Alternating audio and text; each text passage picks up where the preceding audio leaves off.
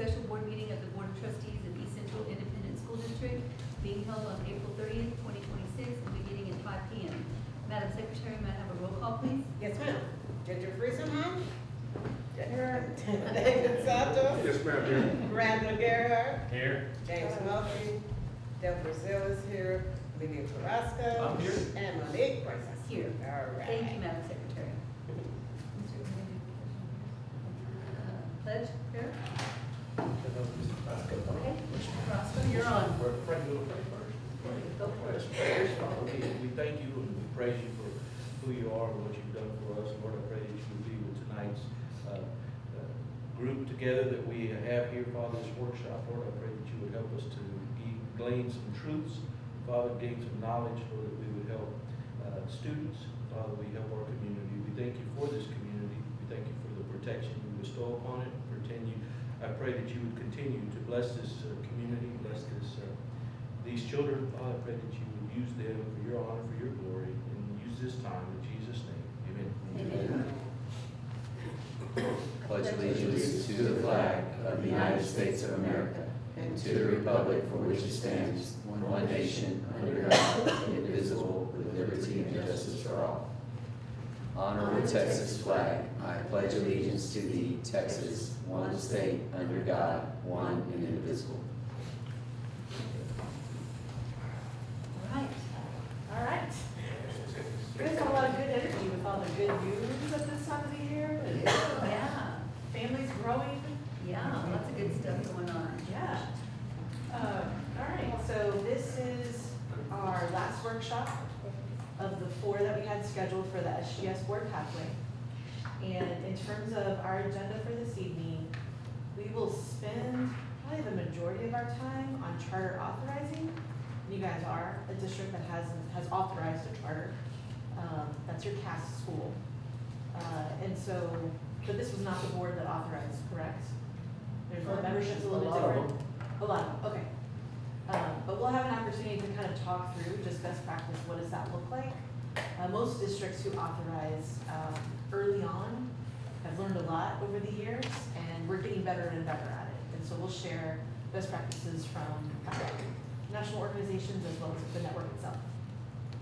Last time we were here in February, we talked about a potential theory of action and a revision to AE local. And so we want to revisit that, and we have some rough drafts to share with you, get your feedback on. If you're okay moving forward, then that'll be something that comes back to you later for official approval in a board meeting to be able to add it to policy. We're going to spend a very brief amount of time comparatively across the evening planning for next year. And that's just, this is the time of year for SGS when you should be thinking about your organization for next year, your central office systems and structures, and are you set up for success? It'll also give us an opportunity to kind of reflect as a board on the things we've talked about all year and where you want to make sure that we continue to support or potentially do more with. And then the last couple things will be looking at how the district self-assesses implementation of SGS, and then how you self-assess yourself as a board for this last time this school year. So, which I'm excited to share, because when I got your results, I was like, whoa. So it's good news. I was gonna say, well, good. It's good news. I was like, wow. Okay. In terms of norms for this evening, these are the same ones that we've shared each time. We acknowledge that they're all important, but given where you are at this point in time, are there any of these that you think are going to be especially helpful tonight? Something to keep top of mind.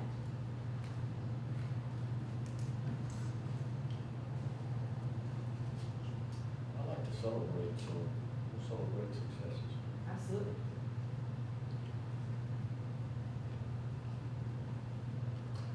You mean touch on them a bit more deeply, get more granular into? They're all important. We should all keep them in mind, but if there's anything right now, one that comes up oftentimes when we ask this question is, and depending on what the topics are for the evening, a lot of folks will say, I really want us to act for all students.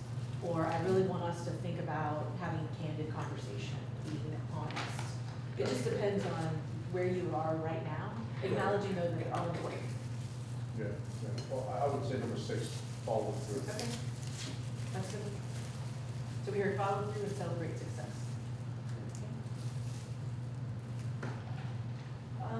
This is just showing us where we've been this year, and we've done a lot. You've done a lot. And tonight is gonna feel like a lot also, in that we've saved the charter authorizing piece for this last workshop. And that work is substantive, particularly given your context.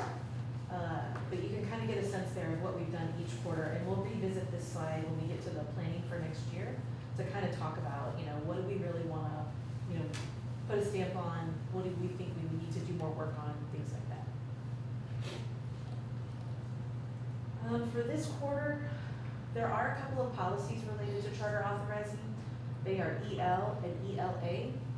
So ELA is specific to Senate Bill 1882 partnerships, but both are your authorizing policies.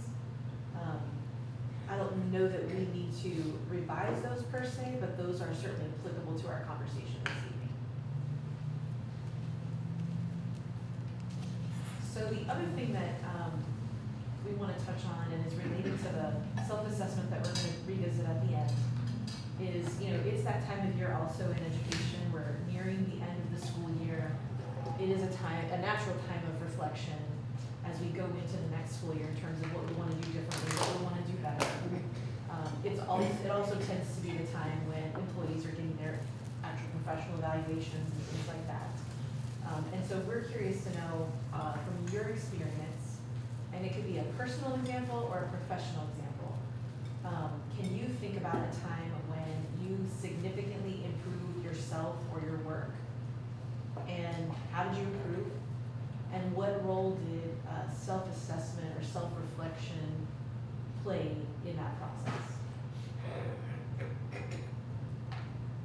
So take a minute to think about that, and when you're ready to share, please feel free to do so. I'll go, that strikes a chord with me and what I do in my daily, every day. I just got back yesterday from traveling, and those tornadoes have been oiled by one day. So, yeah, I passed through there on the way to Breckenridge, which is dirt in the Walmart, and a filtration company that's out there, but I missed that, but I was in that. So, for me, that would be reflecting on how I do my day-to-day, what I could do more, how I could be more efficient, how I could help myself, different programs, I celebrate my successes, I certainly do, on a big sale, I closed a couple of really good deals.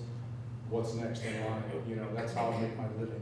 So improving on how I can do that better and bringing that in, I think most of y'all know too, I'm a bit overboard on a lot of different things. That's the way I operate in my work. Same thing with what I'm doing here. It's how much more can I do? What else can I give back to this community that's given me so much? So it sounds like self-reflection is just part of your personality. It's something you I'm do all the always time. outside looking in. I'm always looking at myself, and I talk to myself in the mirror quite a bit. It's a good strategy. It is, it works. Awesome, thank you for sharing first. Well, I've been kind of on the board for a real long time, I don't know how many years, 20-something. And I kind of am like old school, you know what I mean? But I appreciate, and I feel like I have learned more and been open, or it's been available to me that Ginger and Emilio have gone to El TASB, and she's a part of the TASB state board. And I feel refreshed that I'm learning new things that I didn't know about. And I probably wouldn't have if we didn't have these new board members that have the excitement of going and doing and joining and what have you. So I've been real open to and excited about, really? And that's something, you know, I mean, it's been exciting to learn new things, and that certain things exist that I probably wouldn't have, you know, known otherwise, so. Well, and kudos to them if they're coming back and sharing, right? Absolutely, a lot. Yeah, no, that's good that you come back and share with the rest of the board. Yeah. Awesome, thank you. Oh, okay. Oh, Ginger, chewing, okay. I think you wanted to stop right now. I'm kind of like, well, a little bit, kind of like David, it's interesting, I think I'm kind of a lot ago. Maybe we've been hanging out too long together or something. That's an interesting question because it's hard for me to separate in some ways, what I do as a professional, I'm a nurse, and then the board and the different things that I find myself working with and my church, how they all just, they're together. And it's interesting because I think, if I just look at a calendar and just separate all of the different things that I'm doing, I'm like, are you crazy? You can't go on this. But they all kind of flow together. And specifically, when you were saying that, I was trying to think of different things when I was working. And I worked on a lot of policies, and I was in administration, supervisor, officer, whatever you want to call that, kind of, took care of the hospital. And the daily operations of that. But anyway, worked on and developed policies to keep babies safe. I mean, we were like one of the first, as I recall, one of the first hospitals, this was way back in the day, that developed a protocol for newborn babies when there wasn't a whole lot of protection for them, and to kind of go in, before all of the safety stuff we have now. And so we developed that. Other things, we did various things for just making people better, safer, and all of that. And then I find myself on the school board where, children and safety and all of that is really important. And I do some of the same things at my church, Sunday school and with kids, and try to help keep them safe. So I guess as I see that, I see the value of feeling comfortable, being safe, being able to do things and not take that for granted, because everybody doesn't necessarily have that freedom or the opportunity to collaborate with others that can help bring that into fruition. And so it's kind of like, okay, I've always had an opportunity to work with some really amazing people and to do some really great things. And when I look back, I go, we all had different parts of that, but it was wonderful. And that's the way I feel about this. When Mom was talking about Ginger and Neil, and then Randall has come back to us, and then David is new. Well, I think me and Mo are the older senior The ones here. wiser. Yeah, okay. But it is refreshing to hear all this stuff, because I love learning, even at my age. I love learning, and I think when you love it, you can embrace it. And maybe I may not understand some of the stuff like the technology, I'm going, okay, but I still love that. And so I don't know. I just think this is a great question to really think about what your part is on the things that you do. I didn't just sign up for stuff just because I wanted some things on my, because I needed busy work.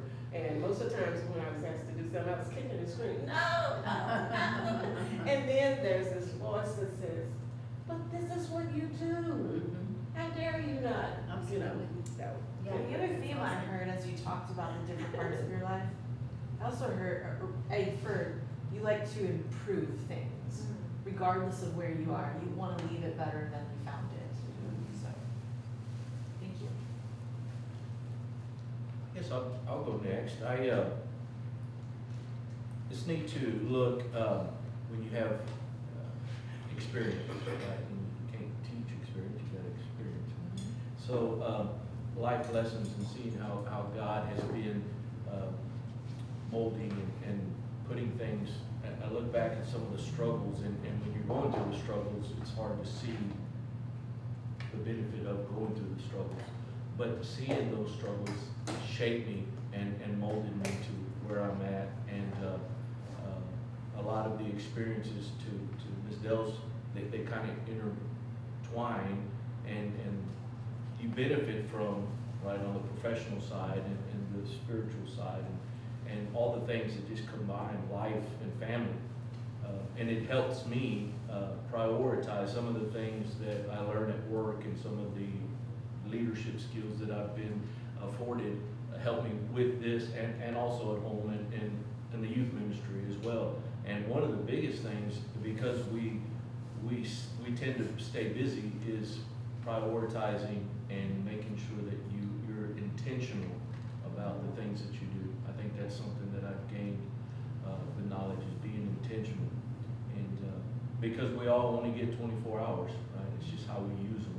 Because people usually, I say, some people will say, you're crazy, how do you have so much time? And I'm like, I don't get extra, but it's just, you have to be intentional about it. And I heard a message years ago, old pastor, actually, our pastor emeritus said, we do what we want to do.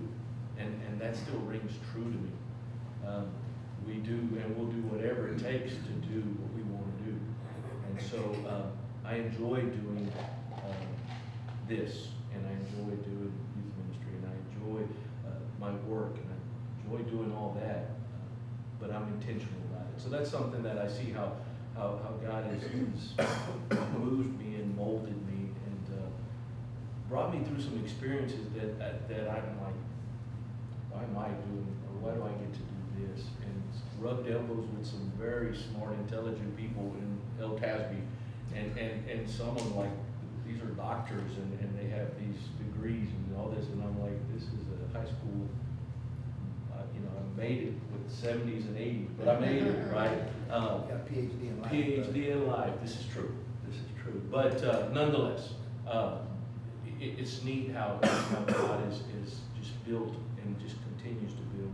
And I like what you said, leave it better than you found it. And that's kind of one of my life goals is to leave it better than you found it. Thank you. Well, I discovered just now, sitting here thinking about this, that most of my life I worked with children, it seems like, or younger people. I didn't realize that until just now. But when I first started getting into the work field, I spent 8 years in mental health with children. And then I made the decision, thought about what's going on, and I decided to join the military into electronics. So, tech school, they were doing the kids wrong. I was older, I was 24, so I went straight to the commander and said, hey, they're messing with these kids, it's pissing me off. We gotta fix this. So I want to make sure things are right. And I enjoy working with kids. I've been on Little League boards, been coaching Little League. So that decision to change careers to the military was the biggest thing I ever did. And I think it was one of the best things I did. Thank you. I don't know, I guess just here and learning, continuing to learn what we should be doing and what we could be doing different, things like that. And like you said, bringing them back to kind of implement them in for our district. It's not gonna be the same. Like some of the districts that I've visited there's no way. I mean, and then a lot of times while we're there, we snapping photos and they're like, isn't this great? And you're not gonna take pictures? And I'm like, we have all of this already, kind of a thing. I mean, not to brag, but yes, it is great and it's amazing. And I've seen the benefit that the kids that have gone through the programs, they gain from us having that for them. So I guess just learning, constantly learning and bringing it back. I also want to add one last thing that I failed to mention, Roland and Mr. McKay. Whoever's idea was for the board hub, that's given the board members an opportunity to, when they think of things, to share that. And in turn, they're able to get us information quickly and if you feel more educated on stuff, you know what I mean, that something you might not remember next month, you get to ask it right away when you think it. And the path that they've chosen for this North Star and some of the reports that we get have new information now that we've never had shared with us before. And so a lot of the meetings I come away with, wow, it's more up-to-date information, more real-time information. And so choosing to go that route, I think, has been really beneficial for me because I leave feeling like I know more, what's going on with the kids and the classes and the plans and all of that, all those things. Yeah. Thank you. So I want to thank them for that. Any final thoughts?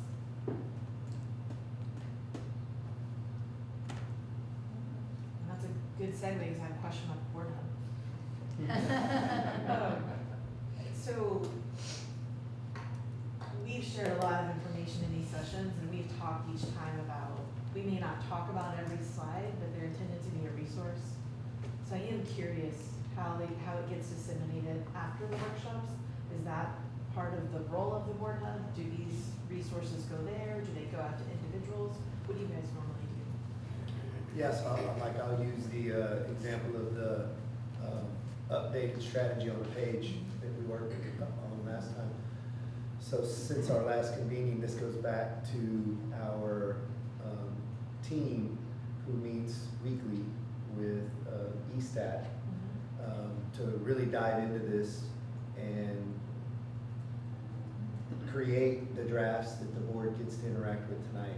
So it goes back and becomes operationalized with the feedback that we heard from the board and kind of the direction that we're moving towards in the interest of achieving the North Star, right? So, But like, is a strategy on a page part of the board hub? Like, is there a place for documents?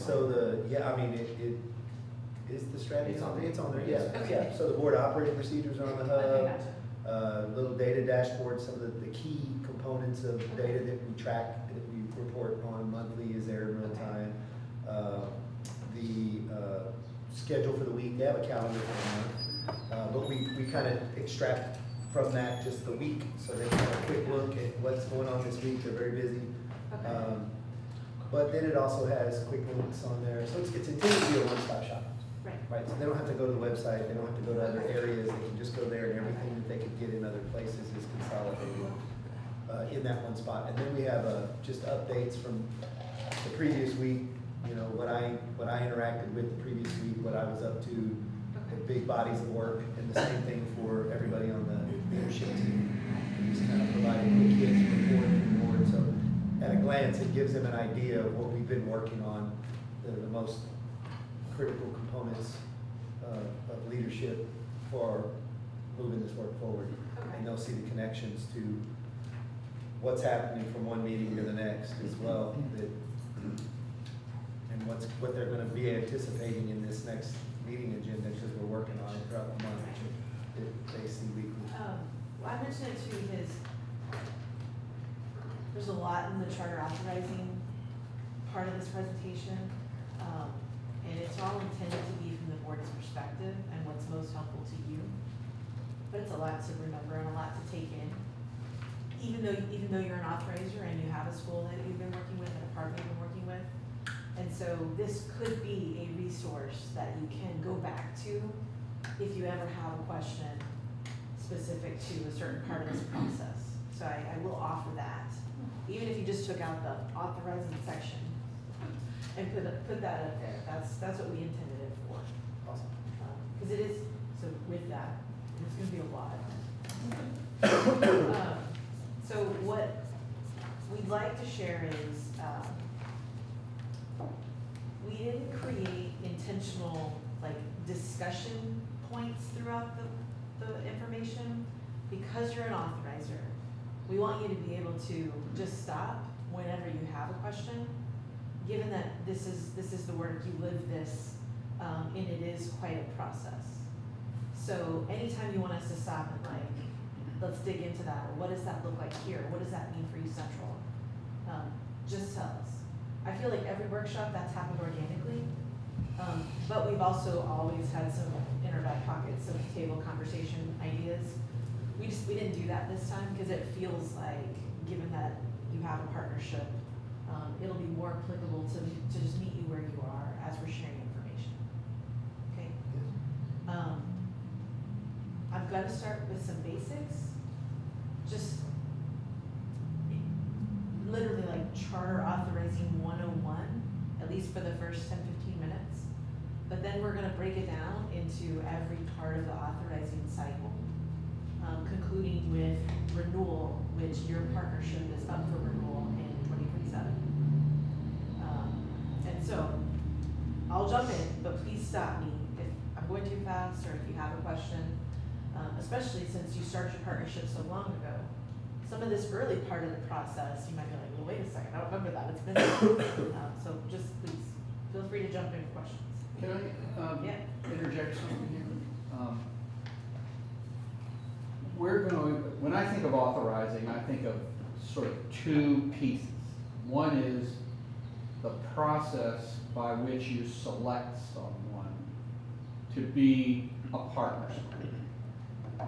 But I also think of the second part of it as being the process of being an authorizer. Okay? So it is the relationship that you have with an existing partnership. So the point of tonight's discussion is how do you get either a new partner, or how do you renew your relationship with an existing provider? It is not going to cover how do you engage your partner. The thing though that I want to say at the very beginning, perhaps the middle and the end, because I think this is the really important part for board members. That is that your behavior, your actions, your interests, your focus should be the same for a partner school as it is for a traditional district school, right? So your role is to oversee the superintendent and the leader of that school. All right, so your role when you're overseeing the person who runs schools is the same, in Paul's opinion, okay? So in other words, the superintendent operates all of your schools, and the leader of the partner school operates that school. But you're the oversight board for both. And your role, your responsibility, your behavior is the same. So people get a little spooked out when you talk about charters and partnership schools, like it's something very different. But for boards, it's really not. Now, so I want to give you an example. Let me just give you an example. Your role with the superintendent is to set goals and hold him accountable. Is it to get involved with how this school runs or that school runs? Is it? No. It's not, right? So you're delegating your authority to the superintendent to make decisions about who the principal will be, what the curriculum will be, what the time and frequency of evaluations will be. All of that is left to the superintendent. Your responsibility is to set goals and hold the superintendent accountable. And it's the same with the partner. Set goals, hold them accountable. Now, you might hear information differently. You might hear this kind of information from the superintendent, that kind of information from a partner. Now, the reason I wanted to mention this is because we're going to talk about the authorizing process, which is really the responsibility of the superintendent, right? But you have to make decisions along the way. So there is some difference because along the way you're starting a new school or renewing a school, and you have to make decisions about that, and they're a little bit different than the decisions you would make about what's going on in one school in one part of the district or another, right? I like to say the benefit of having a partner school is you can turn it off if you don't like it. You don't have that opportunity with a school in your district. You do, but not really, okay? You can close a building, close a school, but not really. But with a partner school, you can. So you're going to be making some other decisions. Do I want to renew this school? You could turn it off, right? And you're going to make that decision. Now, the superintendent will evaluate all this information, pull it all together for you, serve it up to you. But you're like the board for the partner school, and you get to turn it on or turn it off. Now, in the situation of a renewal, you're going to be looking at the data for their operations. In the situation for a new school, you're going to be looking at their qualifications. You don't have experience with a new provider, right? A new partner. But you have experience with an existing partner. So I just wanted to set kind of those big rules and make sure that you're comfortable. This is not peculiar. This is your ordinary responsibility, except it relates to a partner. In a renewal, you get to turn it on or off, but you're looking at the relationship that exists versus a new school where you're looking at their qualifications. What did they bring to the table? What's their experience been somewhere else? And then you're making the decision to authorize. Now, the final point I want to make is this word authorize. Why do we use this word authorize? I like to think of the term operator and the term authorizer as two distinctly different activities that your district is presently engaged in. Your district is the operator of many schools and the authorizer of one. And when you talk about an operator, that means your superintendent can get in the middle of making decisions throughout. When you're an authorizer, even the superintendent cannot get in the middle of the decisions inside the partner school. You're an authorizer. You simply authorize them on given terms, you set targets and goals, and you hold them accountable. So the authorizer is not an operator. And that's why we use this term authorizer, because it's a different behavior than what you're used to with schools. Now, you can learn a lot about what's going on in the school, your partner school. You can ask them a lot of questions, right? But much like you're not going to dictate to the superintendent, neither the superintendent nor you can dictate to the partner school. Does that make sense? Well, let me ask you a question.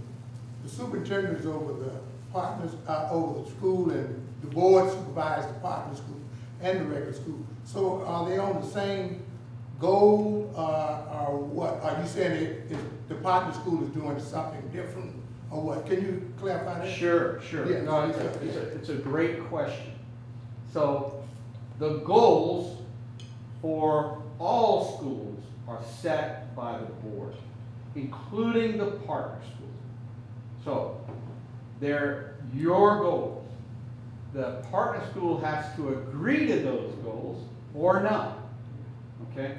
They're called a charter school because it's a contract.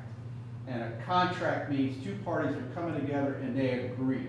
So your goals can be different, but it's your decision, right, to set the goals, and they have to agree to them. So let's just say your goal for one of your schools is to move it from a D to a C, or a B to an A.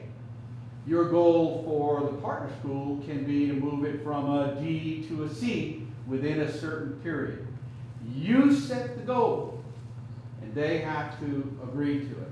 Or they can leave. You follow me? That's what I mean when I say you can turn it on or turn it off, but you're the one who holds the decision. So the goals can be different, but that's your decision, right? Because it may be a different kind of school. You want to set a different one for this one, a different one for that. But you do that anyway, right? Okay. Does that make sense? Thank you for clarifying. Sure. Appreciate it. This is This is important to understand this, so you understand what's coming here. So, if you have any clarifying questions, feel free, because most boards are not exposed to this. All right, so we really don't expect you to know that much about this, except that you've had a little experience in authorizing this school before. During the time that we receive information, you know, it's a month-to-month situation. Sometimes that generates, let's say for instance, something has dropped and we're concerned about it. We have the ability to ask the superintendent, why is this happening? Oh, You know, sure. We were doing so good at math, we focused so much on reading, now math's dropping over here in this school. What's going on? You know, Absolutely. and that's not really, Micromanaging. right. No. It's just staying on top of a concern from information that we receive on a monthly basis at our meetings. Absolutely. And so that may generate us asking something, what's going on with that? Not that we're trying to, you know, instruct him to do whatever, but it generates possible.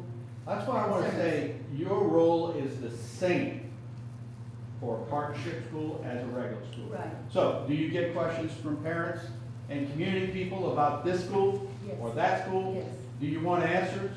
Do you go get answers? Exactly. But, do you get in the middle of how it operates? No. No. Right. But, yes, so you would do the exact same thing with a partner school. Just because they're a partner school doesn't mean you shouldn't know the information, you shouldn't respond to parents' questions or business people or community leaders or whatever. You should respond to them, you should come to the superintendent, he's going to have a lot of this, he's probably going to have a lot of dialogue with them. Dialogue is important with a partner school. The only thing you're held back on is telling them what to do, except setting the goal. Right. Setting the goal. But yes, if they're up one year and down the next, or up in this and down in that, you should definitely know why. Right. Because ultimately, think about this way. If they're up for renewal in 27, you're going to make a decision based upon all of what has happened. Right. And neither they nor you want to show up at the end not knowing what your concerns are. They want to know your concerns, so they're going to be open to them. So they're not a black box. Don't think of them as a black box where you can't see what's going on inside. You Right. surely can. You just can't manipulate what's in their black box. Right. Right. If it's helpful, all that he said is completely accurate, just for, in principle. The idea is, you may consider authorizing, when you want to try to solve some problems or expand some opportunities for kids in your school system. And the idea is, we want to give you this opportunity, this being the potential operating partner. And we set the conditions, right? Like, we set the goals in a contract. Like, this is what we expect you to accomplish. But because we're putting that on you, we have to give you some autonomy to operate, to fight and win. And we have systems and structures and ideas about how we fight and win, but the fact that we considered standing up this school, we're acknowledging that we may not have the capacity to fight and win there as well as you might be able to fight and win. So we want to give you this opportunity, hold you accountable for results, but give you the ability to maneuver without the same kind of direction and supervision that I might provide our other schools in the system, right? Because we have the ability to terminate that contract or not reauthorize. So You we, do as a district. yes, this board right But here. But at that campus, at that school. Absolutely, so we're talking about If you CAS. hire Ms. Jackson. Well, does so she in, say, no, you're not gonna tell me. yeah, if so you in work full, the transfer." way the contract's written, the operator has initial, sole, and final authority to hire the principal, to make decisions about the curriculum and instructional models, to allocate resources, et cetera. But we also have the ability to determine whether they're gonna be a good partner or not. CAST doesn't operate like all other possible partners. They want to be way more collaborative. So even though they ultimately hire the principal, we actually work together and were at the table with them when Ms. Jackson was hired. By no means in the contract are they obligated to operate that way, because the contract is very structured and specifically says, you have the authority to do this because we're giving you these expectations. You gotta be able to fight and win and deliver. So because you have so much at stake, that autonomy and authority is yours. But again, in the CAST example, we're at the table together. So the way Paul mapped it out is exactly the way the contract's written. It's actually not the way that I operate with the executive director of CAST. Looking in because we work so well. CAST is not, CAST is of East Central ISD. So the same training, the same collaboration, the same convenings with other leaders and teachers, they get all of that, and they get to eat their cake too. Because they get $1,882, they get additional funding streams that they have some autonomy around. Their students get to take advantage of courses and programs at East Central High School and in CAST, where East Central High School kids may not get to eat the cake too. So there's an arrangement there that has worked well for the problem we were trying to solve, the additional opportunities we wanted to provide our kids in our system. And the board, many of you were on the board, felt like that was a good partnership to entertain for that reason, and we're willing to give them some the autonomies they need to fight and win. And they were willing to say, we want to be together at the table all along the way, even though the contracts, you have initial, sole, and final authority. That's the way it's written. Not like my marriage contract. Which was my point in choosing CAST. If we're gonna be partners, I know the contract says these things. And by law and by contractual arrangement, you have initial, sole, and final authority. My wife wouldn't let me sign that contract. We're real partners, right? We're gonna meet, we're gonna find higher ground and reach consensus, and we're both gonna give and take in the interest of the mission. Because that's a real partnership. Yeah. In our eyes as East Central ISD, but the contracts that they're going to talk about here and authorizing, they're not written that way. We're giving this to you. We're telling you what you gotta produce. You have all kinds of autonomy outside of even the direction of the superintendent, because you guys are authorizing that. Can I just make an added comment to that? I think that's really a terrific point to make. In many successful partner schools, you have that collaboration. But I want to add, why is it that the contract is set up so that they have the final decision? And it's partly because that's what they want, but I'm going to argue it's actually in your best interest. And this is what I mean, okay? If the superintendent tells them, well, if you just do this, then the kids will learn, but the kids don't learn, then the partner says, I did what the superintendent said for me to do. That's right. And therefore, you should let me off the hook because I didn't meet my target. That's not where you want to be. You want to be collaborative, where you're talking, engaging, but you want them to have the last say so that they don't turn around and point the finger and say, I did what you told me to do.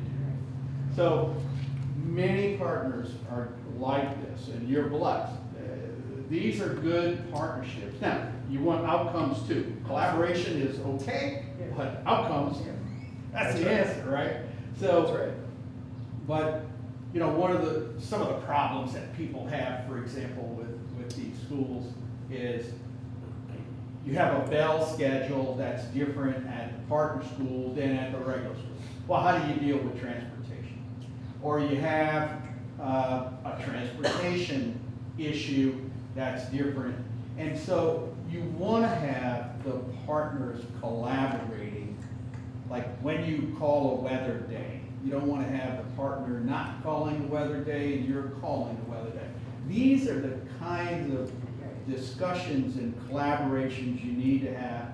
And most of the time, it is that. It's healthy. But the reason why, I'm going to argue, you don't want to get too involved in telling them what to do. And I don't think that's what the superintendent is talking about. Yeah. But I just want to make that distinction. You follow me? Maybe I misunderstood you a while ago. I thought you said the board was over the partner school and the regular school. The superintendent didn't have anything to do with the partner school. Did I misunderstand you? That is correct. Well, okay, well, you just said that the partner school can come to him and he said he's not doing things right. I wouldn't say that. No, I wouldn't Okay, say that. okay, I don't know. I would say the partner school can come and they can ask him, Okay, you didn't change. Okay. but I would not recommend he answer that Okay, question. okay. Okay? But there is sometimes an instinct on the part of boards or superintendents, and it's not in this case, to say, we're gonna tell you what to do. I actually work with another school district that is doing that right now. They're telling them what to do. But it makes it very hard when it comes to the renewal time, Yeah. because this superintendent was in the middle of it. You can collaborate, you can engage, you can discuss, but you don't want to direct and you don't want your superintendent to direct. Okay. I'm just telling you, that's the benefit. I don't want to tell you what to do, but that's the benefit of not directing them. And so in I- concept here, yeah. the board is holding me accountable Yeah. for the outcomes of all of our schools per your goals and North Star. And technically, you're holding the executive director of the CAS network accountable for the same thing. Yeah. Per the contract, is written in their contract, and these goals are what are gonna be in their contract, or we're not gonna be there, right? So that's technically, now, because of the nature of our collaboration and the way that we report progress to the board, you'll see, when it gets to reauthorizing, their executive director along with myself, kind of presenting the state of affairs with regard to whether they're meeting the expectations. And it wouldn't be me separated, I wouldn't be disconnected from that, where we're like two different systems that you happen to oversee and govern, which is the way the contract's written. So it's not gonna feel that way to you, it's gonna feel like the executive director of CAST and myself are reporting the state of affairs. And along the way, we gave them all the support, walked alongside, aligned so much on the things that we do, but they were given the autonomy to ultimately have the final decision on the way they utilize staff, the way they manipulated their master schedule, the way they utilized additional funds from 1882, the way they provided enhancements to the learning experience, intervention when kids were struggling. Like, they have access to all that we do, and they have autonomy to do different or more, because ultimately, if they don't deliver, they're not going to be able to say, well, Mr. Toscano didn't let us hire that interventionist with those funds that But we we're have not to available. tell them, hey, you need to bring your grade up from a D to a C. Oh, yeah, we can say yes. You can tell them, but they don't, so then what? Then the board can make a decision to not reauthorize. That's what I was gonna ask, what Yeah. Ginger just said.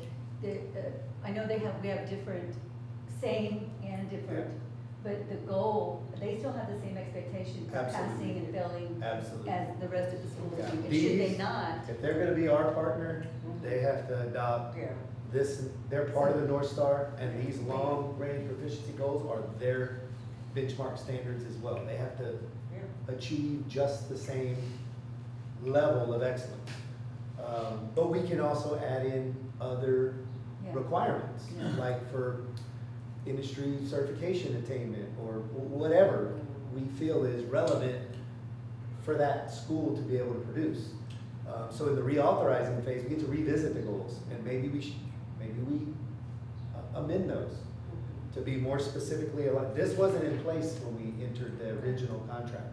So there's some opportunity to tighten those goals up and align them better in the contract, to what we expect of all of our schools. And add the specificity that is unique to their specialized program of study in the goals, so that the board can hold them accountable for executing those outcomes. And that could be considered in the reauthorization. Between now and 2027, they know that school's gotta be an A or B.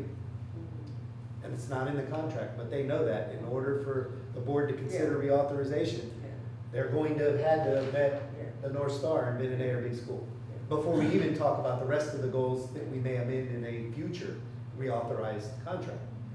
So just so the board knows, like, they don't get to just do project-based learning and kumbaya, okay? Yeah. They get to be innovative, Yeah. and they get to be a unique school model, but the board in this community expects this kind of academic excellence. So if you're gonna be our partner, that's the baseline, that's the floor. Well, Roland, outside of not achieving those goals or those outcomes, why would we not? What are the reasons we would not want to renew or reauthorize? I mean, in this particular case, the board could feel like in general, they just haven't been a good partner. We don't have a good relationship, they haven't been good to work with, or whatever. Or, It's not just academic goals, it's financial goals, Yeah, there are organizational health. yeah, maybe goals. their first rating, their audits haven't been as clean as the rest of the schools in our system and haven't met our standard, whatever. There's a host of reasons, but, you just have so much flexibility. I think maybe the moral of the story is charter authorizing can be interesting because of the amount of flexibility it provides this board to consider some innovative partnerships that could allow us to do some things that we're either not doing well on our own or that we're unable to provide on our own. So just So, since we've when been you talking were so saying that, I was thinking about when we talked about in the past about the right fit, a good fit, and all of those kinds of things. And so the whole goal of the contract is that both parties within it have to agree, and both parties are held accountable for what's in that contract. You cannot put every single solitary thing in a contract. So there are expectations. The goals should reflect that this is the culture, or this is the expectations that we at this point are choosing you to be our partner, or you're choosing whatever, that we're collaborating based on the successes that we've seen, that you've done or whatever, which forces them to do what they say that they're going to do by way of their contract. If we dilute the things, then we become at fault of diluting the contract, which could put them at a place where they cannot produce what we're saying. Here's the thing, you really have to understand the contract. This is so interesting to me because I'm in the middle of something very similar to this on an international level versus being a consultant versus being a research person or whatever. And you have to, they may sound kind of similar, but you gotta really, the trust and all of the fit, the culture and all of those things, and the absolute goal that we want, all of our kids to succeed. They should want that, and we should want that too. And I think once we kind of understand that a little bit better, it's easier to see. When I think about Cass and I think about East Central, I think about one school. I think about all of the students. I know that, and I think other people think the same thing. They see that they're at these, and of course, we know that all of the benefits and all of the things that they get, as well as the benefits that we get from, as we've discussed this.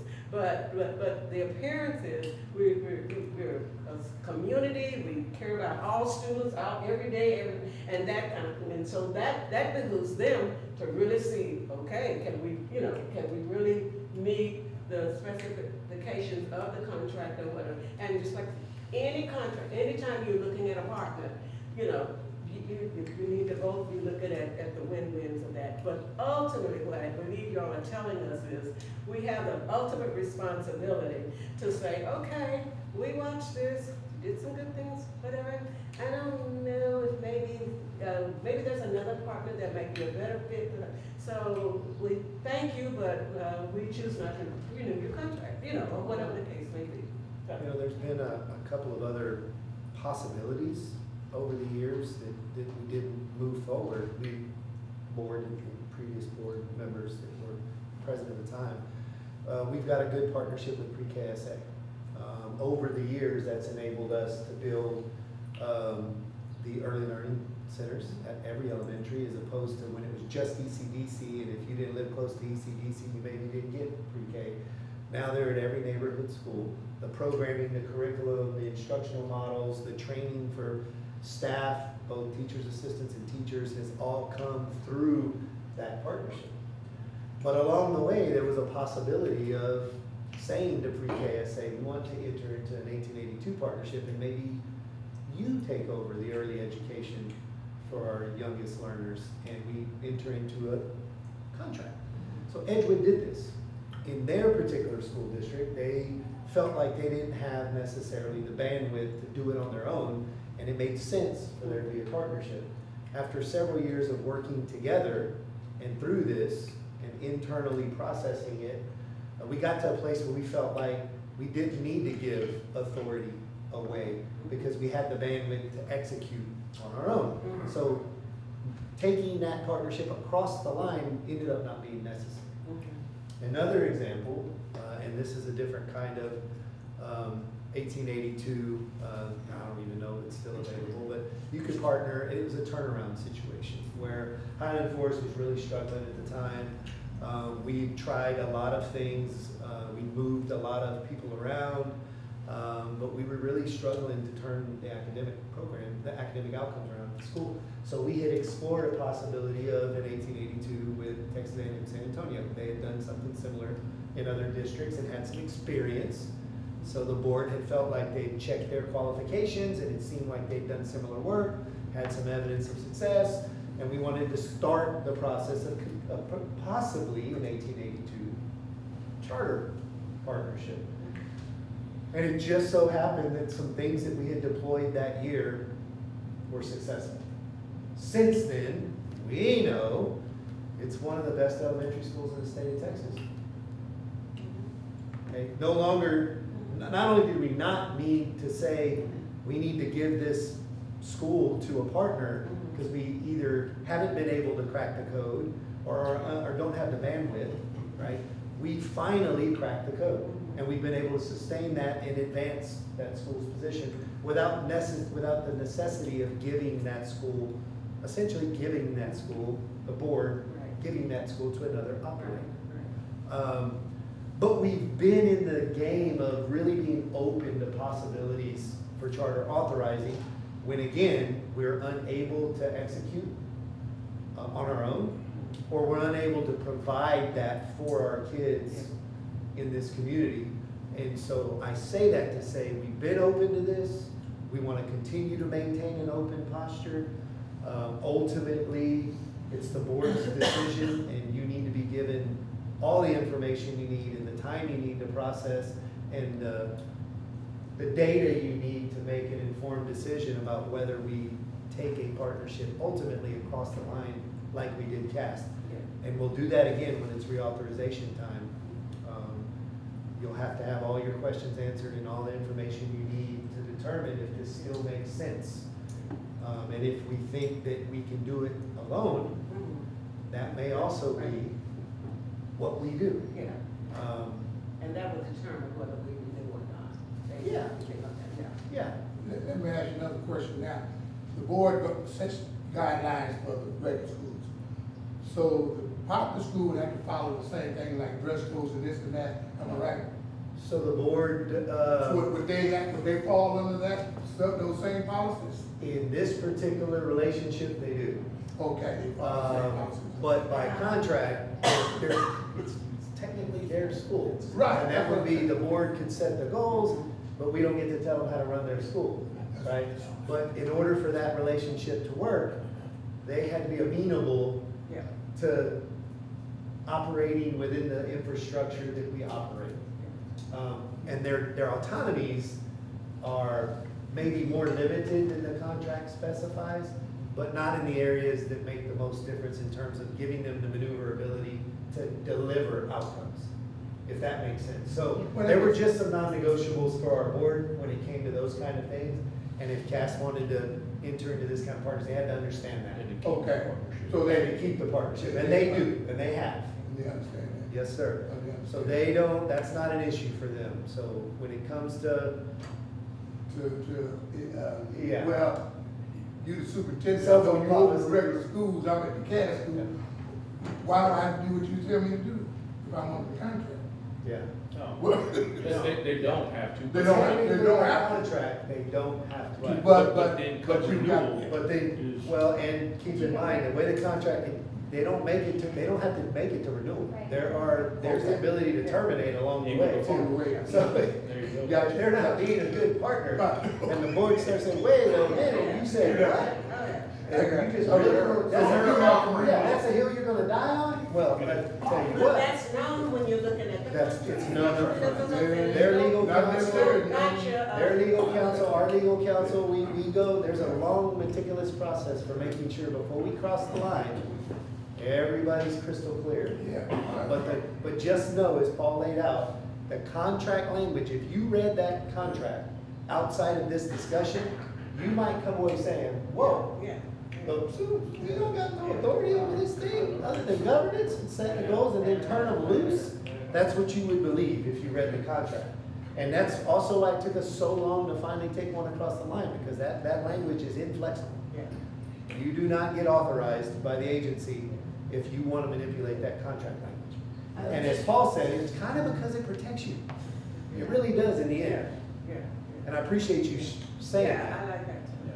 But you see the value of the trust, all the other things that's not necessarily the contract, the collaboration and all of that, and the understanding of that, you know, we're basically on the same page, even though we don't differ, whatever the case may be. So, again, you know, I think it's as good as it's something that can be good in terms of collaborating with another group to get better outcomes. Otherwise, you wouldn't be doing it. That's right. I mean, we wouldn't be looking at them. And That's so right. we Well, want you that. had talked about some tabletop options and stuff. and Yeah. You had second guessed it, given the first 3 quarters. We're not required. She's like, I changed my mind, y'all stop talking. It's Yeah, my you turn. have the freedom to say read, and when I stop, we can say. I will skip slides. All right. As needed. Now, this is good for me because I wasn't around when Cass was brought up and I didn't understand all this. Well, I do want to extend this metaphor, it's not only of the marriage, but another district talks about it like this, because there's the dating phase, where you're learning about one another and whether or not you want the same things, and whether or not you have trust and all that kind of thing. So there's that, and then yes, you enter into a contract, but like marriage, now you have to live together, and so then that's where you have to figure out, what does that really look like from one day to the next? And over time, you're gonna have to work through some things and decide whether or not you wanna stay together and all of it. And then you have vow renewal, you know? Yes, but so I just, we have to hear things multiple times in different ways to make sense of it. Yeah. And Brother, you do know this is being taped, I right? know, Uh-oh, money. So with all of this context, I'm gonna just try to hit what I think supports the conversation that we've already started, but from a more, I guess, kind of academic lens, okay? I do wanna share, and when you get this, these links are live. The agency does have, a partnerships office, they have a partnerships website. On the website, there are a plethora of tools that probably didn't exist at the point at which you authorized your first partnership. One of which is what you see on the right there, the authorizer handbook. And so early authorizing in Texas, these things weren't around. The agency then worked with the National Association of Charter School Authorizers to learn about best practices and to put this handbook together for districts authorizing in Texas. The other thing that they made available is there's a leadership academy for district staff responsible for authorizing. So they get an opportunity to really dig in and learn how to do this well. And you guys have probably sent folks We have, to it's called Tallow. yeah. Yeah. Is there anybody right now who's been to Tallow recently or? Joanne. Okay, so Joanne is your quote unquote like authorizing guru. Okay, cool. If you ever have a question, authorizer handbook has a lot of answers. We've used this term authorizer a lot. And so as soon as you open that authorizing handbook, one of the first things you'll see is this definition of what is an authorizer. And so charter school authorizers are the entities that decide who can start a new charter school, set academic and operational expectations, and oversee school performance. So kind of like Paul said, exactly what you do every day as a board for the district. They also decide whether a charter school should remain open or close at the end of its contract. And as such, authorizers are pivotal in ensuring students receive a high quality education. So that's in a nutshell what an authorizer is. What I do want to call out is the word entity there in the first sentence. There are different types of charter schools in Texas. You are the authorizer of your CAS school, like East Central ISD, the board is the authorizer of that school. Because you're in San Antonio, you probably heard of KIPP. Texas is the authorizer for KIPP Texas, and the schools in the majority of that network. You could, if you wanted to, I'm not trying to say something spicy, but if you wanted to authorize a KIPP school and KIPP was open to it, you as a board of the district could do that. So I just want to call out there that different kinds of schools, different entities can authorize, you as a district authorize your charter school, not the state. Okay? So you supersede the state, using KIPP as an example, since, or they're under contract, so they could contract with whoever, they just decided to contract with Correct. the state. Okay, Yes. I got it. Makes So sense. they have an existing contract with the state, Gotcha. and they could enter into a new contract with you. Right. Okay. But I think the real key here is, sometimes people, all of a sudden a charter pops up, and no one knows how that happened, where did it come from? And it's either going to be from the district, or it's going to be from the state. And so if you wonder about that, you might ask your neighbor, did you do it? Or, it's ultimately the state. But it has an impact on you. And so, there are people who, throw their hands up in the air and don't like them, and don't want to talk about them. And maybe that's the right answer, but I think it's important to be aware that the state is authorizing charter schools. And I think the important thing that I would like for you to know is that they are friendly to the idea of authorizing. I think the final thing I want you to understand, because I don't know that they communicate it well, but they believe that districts ought to look at charter authorizing. It's the reason we're talking about it today, in part because you have a renewal, but also because the state believes, and people believe, that there are good charter schools out there that provide services that could be provided perhaps better than district can. And if you authorize them, then that school can be more seamlessly integrated into your district. So like you were talking about a minute ago, your level of collaboration, the fact that they aren't identified as a separate entity, they are seamlessly a part of your district. When a state authorizes a charter school, it's not seamlessly, because you have almost no engagement with them whatsoever. Now, they may not be in your district, but in many cases, they're in somebody's district, right? And so The reason I think the state wants people to think about this a little bit more is they are going to authorize them if they see something that's good. And they have a pretty decent track record, and this is the reason why you train people on how to do good authorizing, because if you do bad authorizing, you get bad schools. So yeah, they do a good job. They want you to think about it, but if you're going to do it, they want you to do a good job so that you end up with a good outcome. And you end up, most importantly, with a seamless outcome, whereas with the state authorizing, it's not.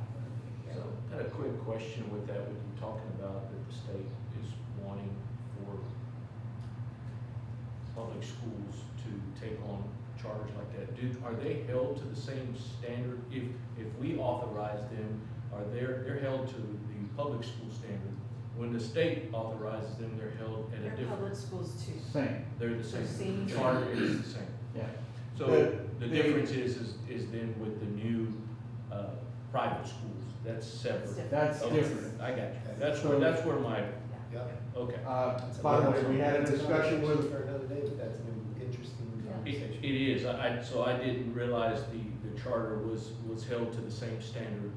And do they get the same funding? They're funded different. Okay, that's where So my- I'm not gonna talk during this portion because Okay. I'm not gonna get on my soapbox and, cause that Get on your frustrates me soapbox. that Texas, instead of pouring money into the ISDs and the things that we offer to our students, they wanna open up a new school and pour money into that school to do good things. I wish that they would just think of it in terms of, we're here, we're the local ISD where back in the day you had to come to, and now there are options, and I understand that, but why would Texas authorize charter schools to be in ISDs that are already struggling and underfunded? Instead of just pouring money into that, they open up a campus that they have more control over? Is that, I'm just. no, it's Can we a, come back to it? Yeah, no, I'm good, I'm just gonna let's listen. deal with it now. Okay. Let's deal with it now. We probably don't want to go into it too deeply Right. because it's more of a political policy issue than it is an authorizing issue. Okay. But I think it's important to respond, not to try to convince you of anything, but just to explain where people are coming from. So, first of all, let's separate the ESA discussion from charter schools. Okay. Because ESAs, that money is going to private schools, not to charter schools. Okay. All right? That's for starters. Charter schools are funded the same as other schools, except 1882 partners are funded more. So in other words, the state is encouraging you to charter schools and it will pay you more. But the other charter schools that they're authorizing are being paid the same. They're held to the same standards, tests are taken, all of those things. They're put out of business if they don't succeed. I think the argument that the state would make is there are high-quality schools out there that serve unique needs that they authorize. Let me give you one example. The classic charter school called Great Hearts, Texas. I don't know if you've heard of this, but Great Hearts has a large population in San Antonio, actually. And it is a classic model curriculum, all right? It teaches the classics. It teaches students Latin. It teaches them the principles of the philosophers Socrates and Plato and all of this kind of thing throughout the 8th grade. I was just talking to someone the other day. Their child made a replica of a Roman place. And they went to Italy and the child was able to see, you know. So it has a very specific model. You're never going to do that model here. You're certainly not going to do it well because it's not in your area of expertise, unless you hire somebody and you want to do that. So what the state has concluded is there are people who want this classics model. And by the way, it's about 25,000 and counting. So they're not looking to take it away from the ISDs. They're actually encouraging, and I don't want to be on a soapbox for them, but they're encouraging you to consider this and get 1882 extra money for bringing that classic school in. If you don't want to do it, then they will do it. So there's also some funding things that we could talk about that I don't agree with the state on. The way they're doing certain funding, but the funding affects the charter schools negatively, just like it affects the district schools. So anyway, but that's just a bit of a rebuttal to that. And again, I'm not trying to convince anybody of anything. I'm just trying to say that there is a reason why people are doing it. It's not just to deny. Now, politicians in states make lots of statements about wanting to deny. Okay, don't get me wrong. I hear that, I know that, I understand that.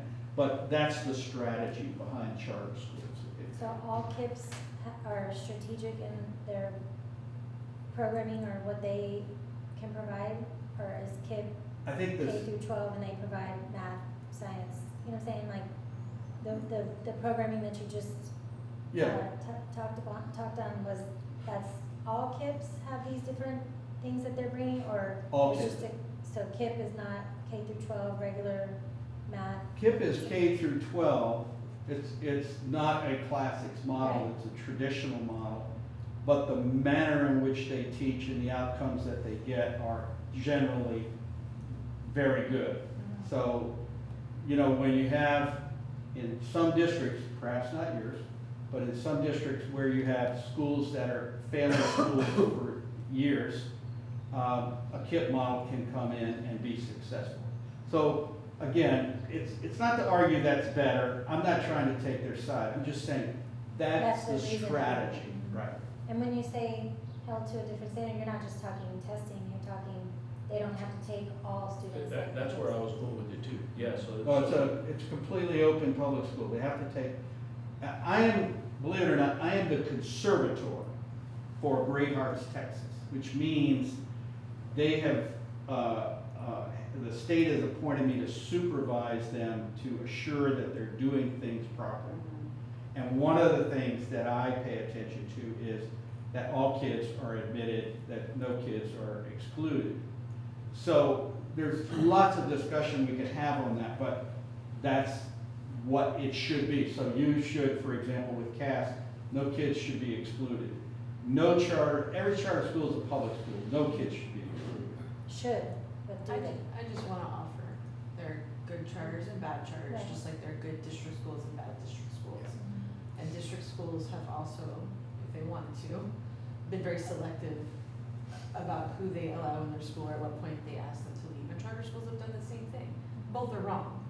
We're all supposed to serve all of the students as public schools. See, But I not think all that's where- districts do it, and not all charters Correct. do Yeah, it. Generally speaking, they don't. Totally agree with that statement. I think you said something that caught my ear earlier. You said that they haven't done a good job of explaining, and they haven't the state.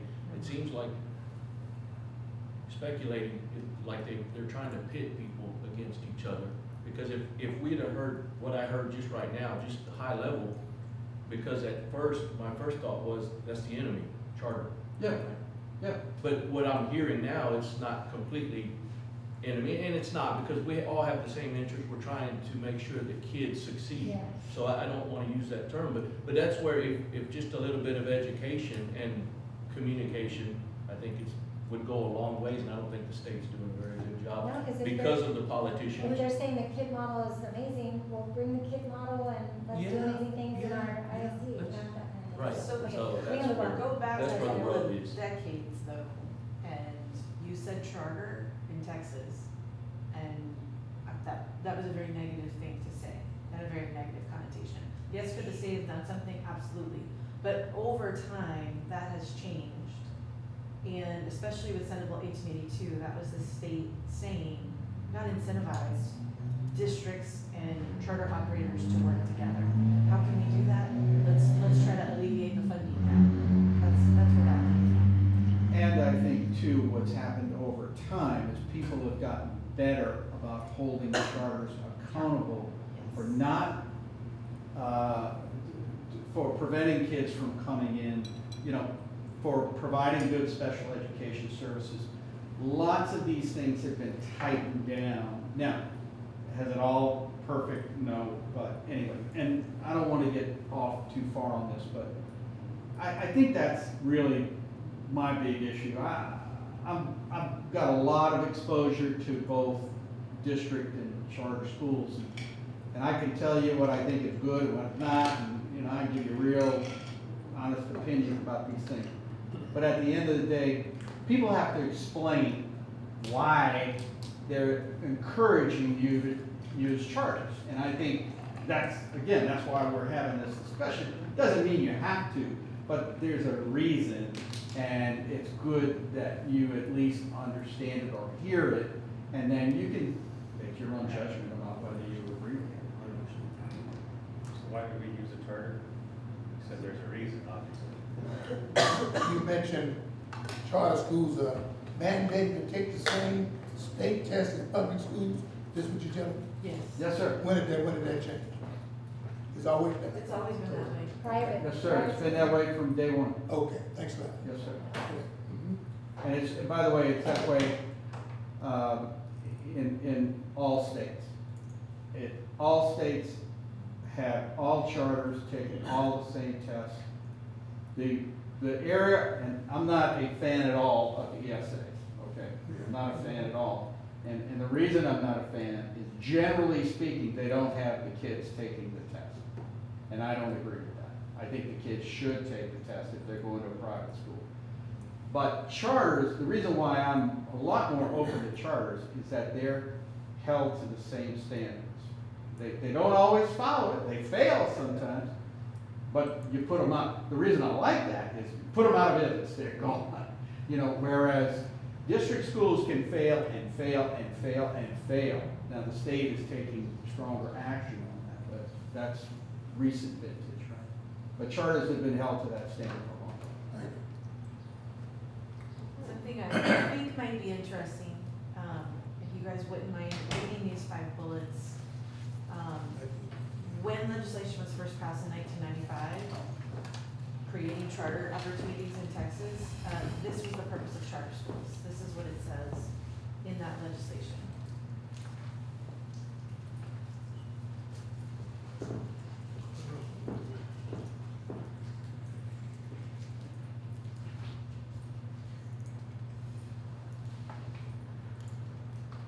And I think the big one is innovation. And like this Class 6 model, like I bet you've never even heard of that before, right? But there are a whole lot of people, and I mean, they've got a substantial Hispanic population, they've got a substantial poor population. They've also got a long list, a waiting list of people trying to get in, because that is a unique way of teaching math and English and science and so forth. And some people want that. I mean, I don't care for that. That's not important to me. But, and maybe no one in your district is, but that innovation piece is really what charters were about. It wasn't supposed to be a way to end run anything. It wasn't supposed to be to take away from the districts. And in fact, it really is intended to be an opportunity for the districts to create an innovative school that it might not otherwise have the capacity to do. And in the state of Texas, not in the states that I've also worked in, no one gives you extra money if the district does a charter school, except the state of Texas. So, you know, like, let's just say, for example, for fun, you wanted to have, you thought, well, by golly, let's do a parent community meeting, and let's tell them about 3 innovative schools that are out there. They're charter schools, okay? And one of them is a classic school, and one of them is a blended learning school, you know, whatever. We can think of different things that you're probably not doing here. Or one of them is a cast, say you weren't doing it here. And you presented that to your parents, and you said, here is some other options that we might be willing to do. And so you are looking at innovative models to see if parents want those, and if they want those, then you would go through an authorizing process. You hold them to your standards. They take all the tests. They must be seamless. You want them to collaborate. And then you have something that will attract students to your system, and not, if the state is growing charters all around you, attracting them away, right? So this last bullet is something that I would encourage you to think about. You know, what innovative models are there out there, and does your community want it or not? They may not want it. I support that. I completely support bringing in different models of different learning, the STEM and the innovation. I agree. I just don't, I think it's a problem when our own demographers, and I haven't been on the board that long, but just hearing them talk about how crazy it is that they have to do the numbers a certain way now because you don't know if they're gonna go to a private or a charter. So before, all these homes that are being built in our district is overwhelming on its own. Now it's overwhelming in a way that, yes, we have to address growth, but what growth? Like, how do we know? Like, because there's so many different options. It just frustrates me that Texas thinks that it's a better idea to bring different schools in for us to struggle more when they can bring these different programs in and put them in the ISDs. And I would embrace, I would totally support that. But we don't have that option when we're putting whole campuses. Yeah, and that we don't you have. know, that too, the struggle too is, so you build these schools, they leave, so you didn't build it as big, and then they come back, because they didn't like that charter school, they didn't have one. Yeah. So the struggle, the state just seems like they keep moving the goalposts, and they're not helping the school, and I get it, if it's a failing school, I get it, it's hard to pour money into something that's failing, but as a district like ours, that's not, we're struggling, we're growing, we Yeah, don't know you're how in big we're position. growing, because, you know, a charter can move in next door, and now the kid can decide to go over there, but then they're there for a year or two, and I don't like that, I wanna come back, and now we have to have the facilities for them. We didn't plan for it, because we couldn't plan for it, so it's, anyway. You know, I didn't comment, or I didn't answer your question earlier about self-reflection and such, but what I had thought about was, in our organization, we talk a lot about, how did I create this?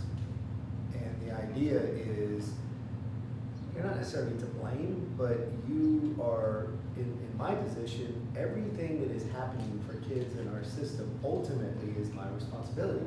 And I can get lost in all of the things I can't control that maybe make it very difficult. Or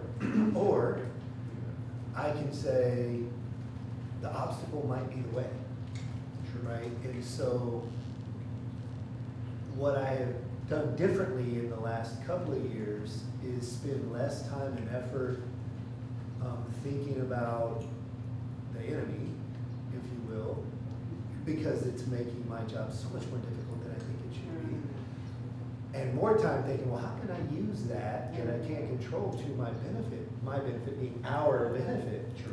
And it has unlocked a ton of possibilities for us in this district because of now what we've been able to do as an SGS school is leverage tons of resources and technical support to think differently about the way we're implementing high quality instructional materials and managing instruction and performance and really thinking about the board's role in setting amazing North Star goals and student outcome goals that has completely changed the way we're organizing to get really satisfying results that we all value.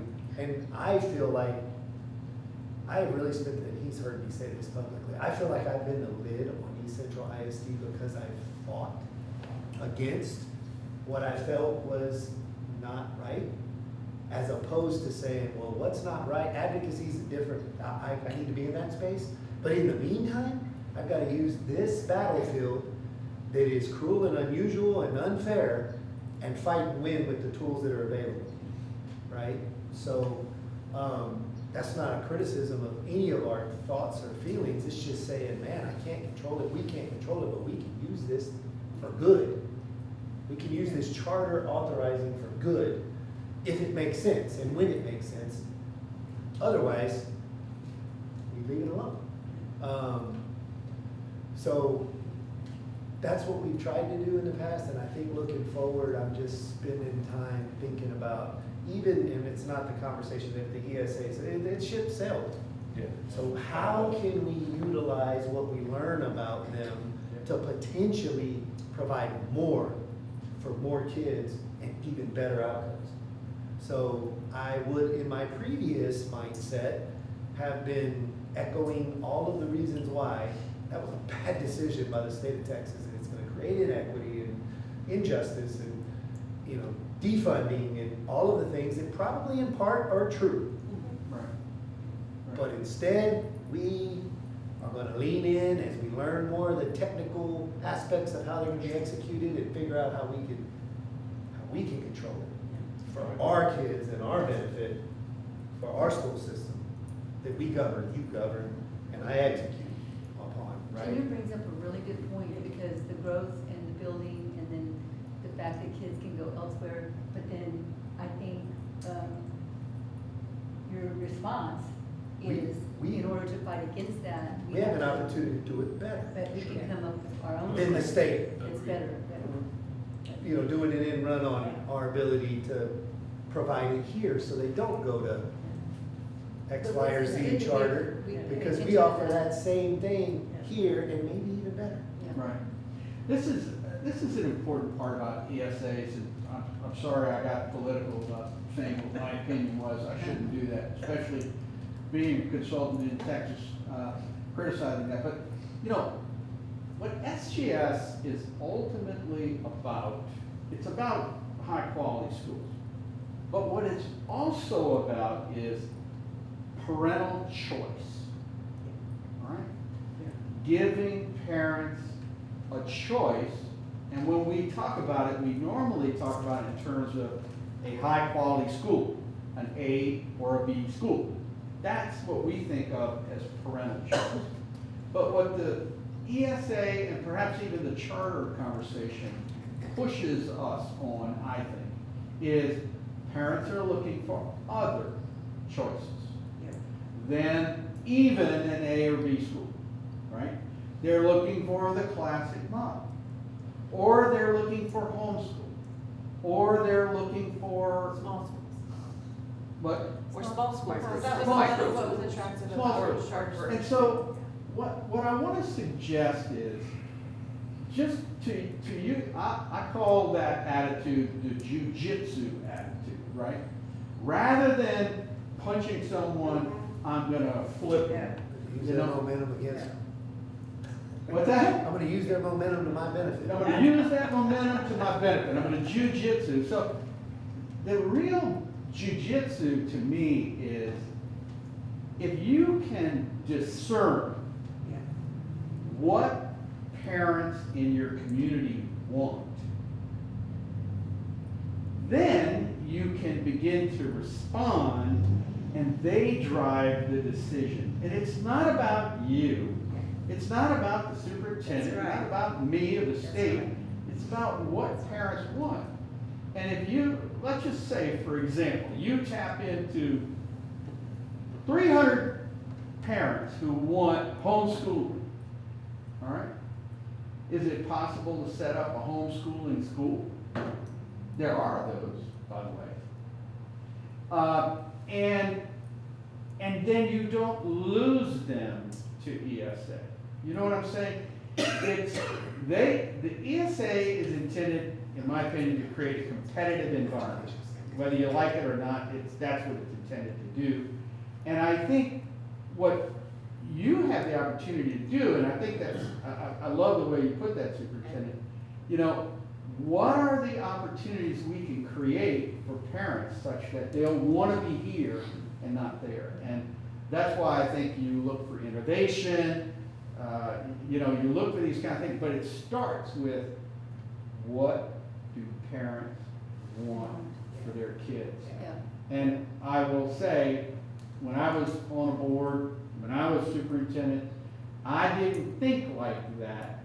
I'm learning in my, you know, rehabilitation life to think more about what parents want, because then you end up supplying them with the answer, and you accrete parents, you keep parents, and you build your district to be a healthier district, and they're not leaving you for 2 years and coming back, you keep them in the first place. Anyway, just think about what the parents want, and how do you gather that information in a constructive way, so let's just say they want and I'm making this up, okay? Let's just say they want a homeschool school where 2 days a week they come to the school building, and 3 days a week they're at home, or in the morning they're in the building, in the afternoon, or whatever it is they say.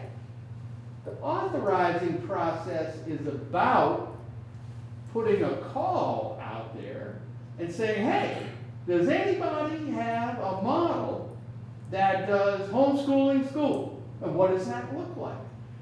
Let us come to us and show us what you have, and let's let our parents see it. And if our parents don't like it, end of discussion.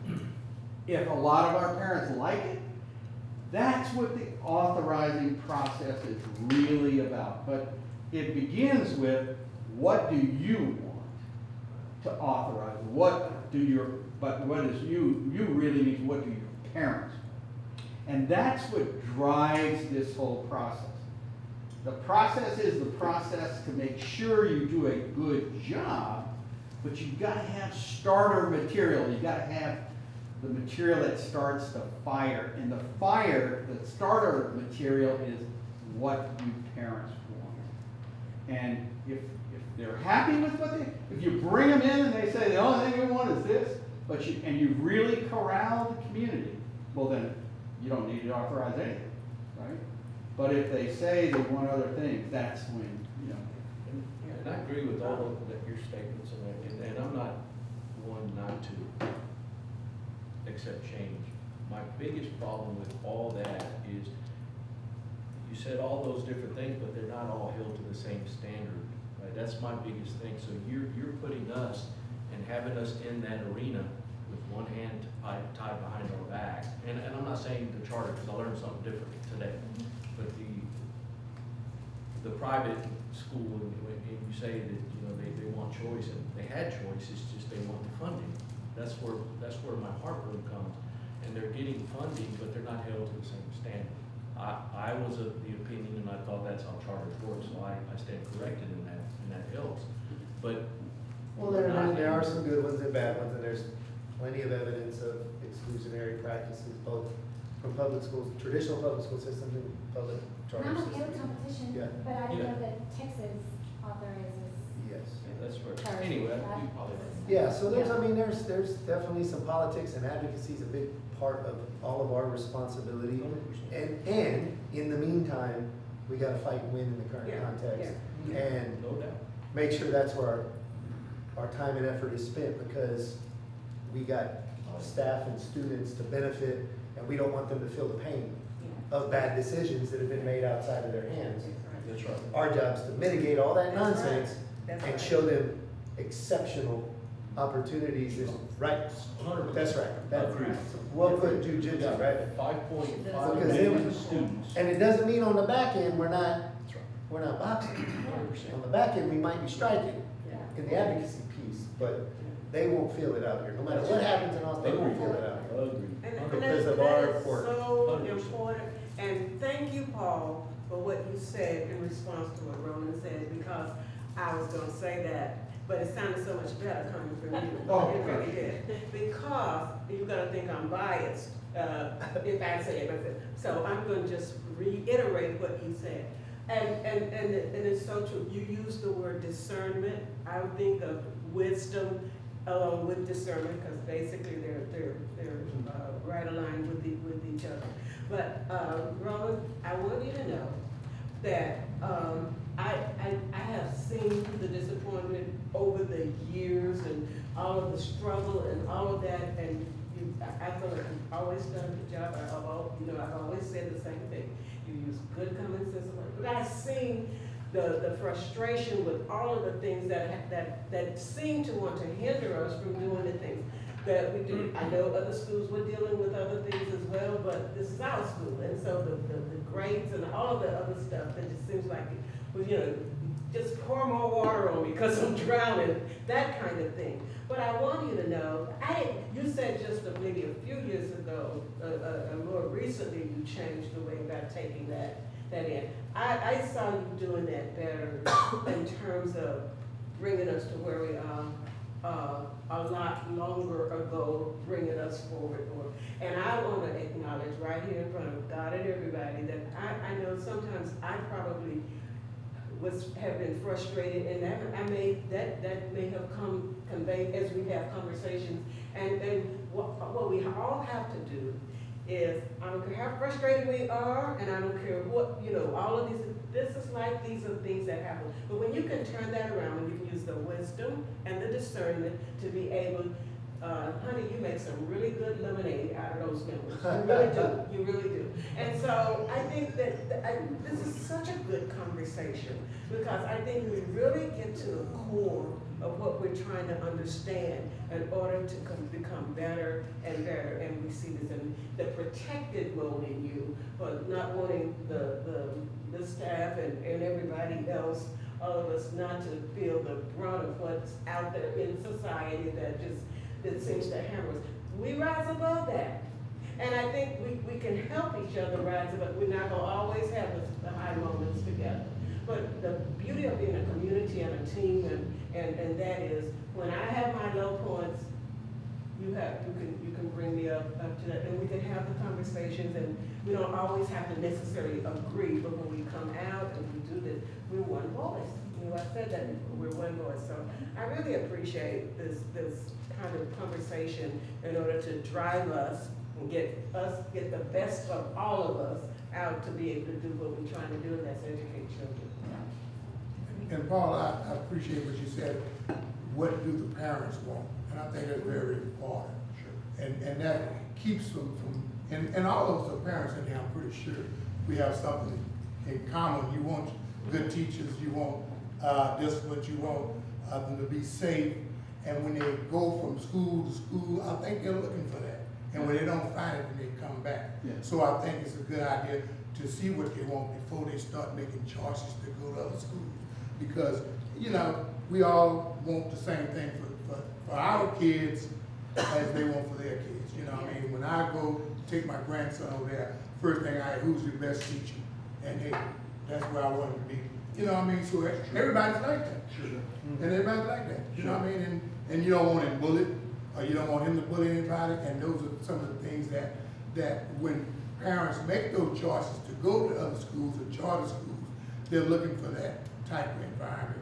And that we can provide that environment, and then they may not leave. But I appreciate that, what you just said. What do the parents want? So we have to think of ourselves, what do we want for our kids? So that's what they want for their kids, I said this earlier, the headline for this side is, state has had charters since legislation to support charters since 1995, but it wasn't until 2017, the Senate Bill 1882, that they put the incentive of money behind that to try to promote, like I said, districts working with charter partners. But the third bullet is what I want to draw your attention to on the right-hand side. The one thing that the state does have to do, you authorize the charter, but if you want the extra funding eligible through Senate Bill 1882, you have to apply to the state, and they have to approve that you have authorized using best practices, that it's been a rigorous process, that you've done your due diligence, all that kind of thing. So that's the one thing that the state approves, and it's just for Senate Bill 1882 partnerships, so you can get that additional funding.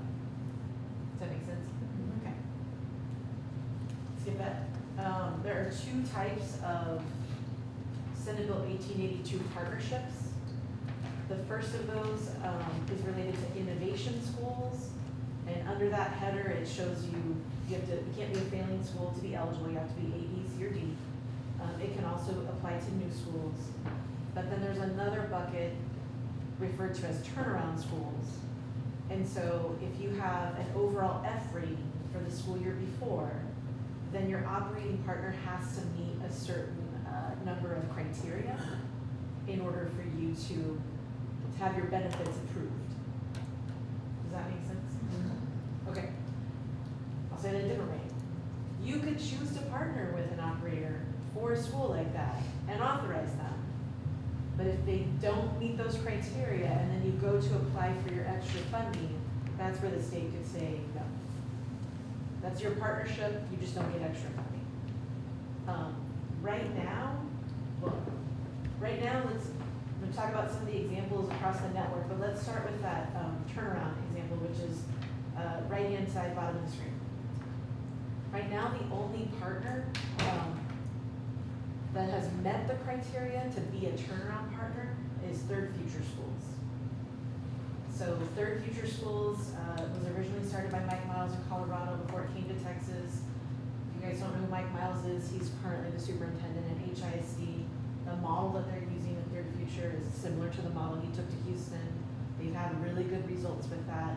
Third Future Schools, knock on wood, tend to do really well in turning around a school from an F to a B in a year, F to a C in a year. For sure, B in 2 to 3 years. But right now, they're the only partner, okay? I need to interject something. Yep. I met with Commissioner Morath before we chose ACE at Legacy. And in that conversation, just forecasting out a couple of years, because we always have to have a plan A, B, C, like, right? And I had this conversation about Third Futures with Commissioner Morath, and in that conversation, I asked, well, what's the magic? Like, what if you had to, in an elevator, tell me why Third Futures is the only authorized provider? And he gave me a short answer that was essentially an instructional model where there was a really well-managed instructional environment, meaning that what you would expect in terms of quality in one classroom, you would expect to see in every classroom, and you get that reality by managing it very closely. And then within that, your instructional model is such that you deliver quality instruction, you assess the effect, and the kids that didn't get it get a second teach. Does that sound familiar? Which should, if it's working and doing good things, then everybody should do it. So, I said to the commissioner, we're not ready because I think we can do this on our own. And he said, I don't recommend the ACE model. You're not a huge district. You're gonna rob Peter to pay Paul. It's not gonna be as effective. Maybe you should just rip the Band-Aid off. And I said, well, let me study what Houston ISD is doing, since that's where Third Futures came from. And we did that. And you now know that we redesigned our middle school model to include a first and second teach. It's a more tightly managed instructional environment, all the things. And we deployed ACE at Legacy, and you know the story. So we did turn the school around without needing to authorize that 1882, similar to like we did with Highland Forest. But we were open to the possibility, right? And began down the road of setting the stage in the event we were unable to turn around. Because again, at the end of the day, our job, my job, is to deliver results at the standard you expect, representation of the community in your roles. And we had not been able to do that for a number of years. And we now have discovered the way, right? So I just wanted to make that connection, given that you mentioned Third Futures, and that what we learned from the model that was applicable for us, we've since deployed as part of our junior high instructional model. And now most recently, similarly in our elementaries, we have a first and second teach model. When Tier 1 doesn't work as effectively for some kids, Tier 1 being the initial delivery of instruction, we know which kids need a few more at-bats with a little bit small group targeted support, because we can't wait 2 or 3 weeks down the road when we assess and go, oh crap, Ginger, she's way behind. You can't make that 3 weeks up. And that model is pretty visionary to actually execute. So I'll acknowledge that Mike Miles did a great job with Third Futures in that way. And we're benefiting from that in the execution of the way we've done it. And we're continuing to iterate and refine and tighten it up and make sure that it's gonna work for our teachers and kids in the long run. But again, A, open to the possibility, because at the end of the day, it's about our kids. Yes. And B, we have once again been able to be open enough to learn a new way of doing things that benefited us before we had to go across the line to an 1882. I was thinking jujitsu as you talked about that. Yeah. That's the only turnaround partner I wanted to chat about, but since we're on that side of the screen, the one right above it is Child Care Associates, and this is similar to what we heard about with pre-K for SA with Edgewood, but a little bit different. Many districts in the SGS network across the state in the last several years have looked to Senate Bill 1882 more for pre-K partnerships, and there are a variety of models. Fort Worth partnered with Child Care Associates to access child care centers that were already in partnership with Child Care Associates. Then partnering together, that was a group they were not previously working with, but now they get to enroll students who were in the child care centers in the district through the partnership. And now they have an opportunity to work with a partner to ensure high quality instruction is happening in those child care centers. Particularly if you think about those are going to be the kids coming into the schools also. So there are lots of different ways to do this. This is one way. Edgewood and using pre-K for SA is another way. Austin ISD, not part of SGS Network, but they partnered with United Way, again, to do the same thing. But having a third-party entity with a connection, and they call it the hub and spoke, spokes going out to all the different child care centers to be able to pull everybody together and offer I this think there's a vision for that here in San Antonio with Early Matters, for something similar.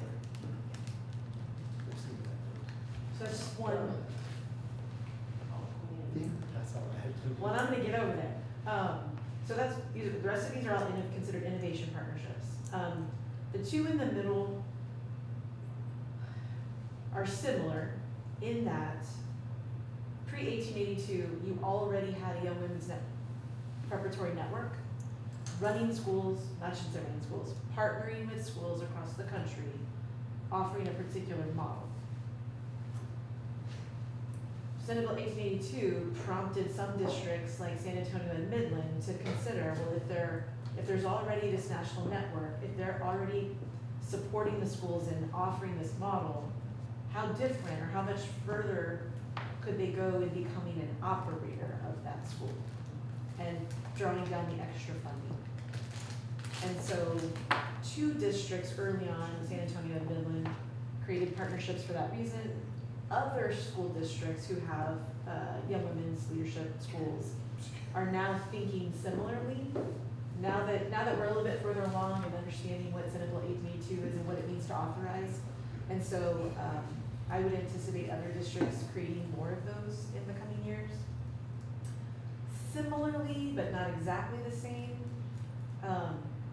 International Baccalaureate, referred to frequently as IB, is another model. It's been around for decades.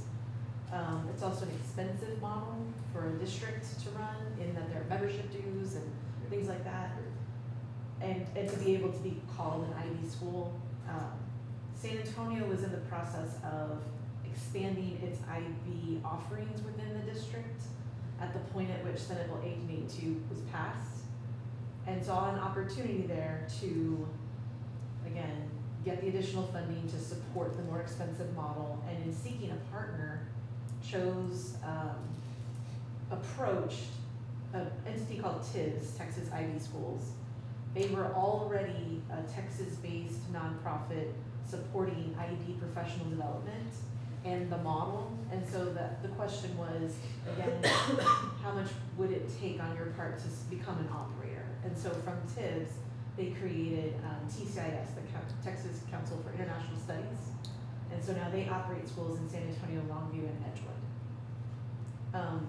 Those are two kind of model-specific opportunities. There are other examples of that. On the left-hand side of the screen, those are partnerships with four-year institutions of higher education. And again, to support a specific need in the district.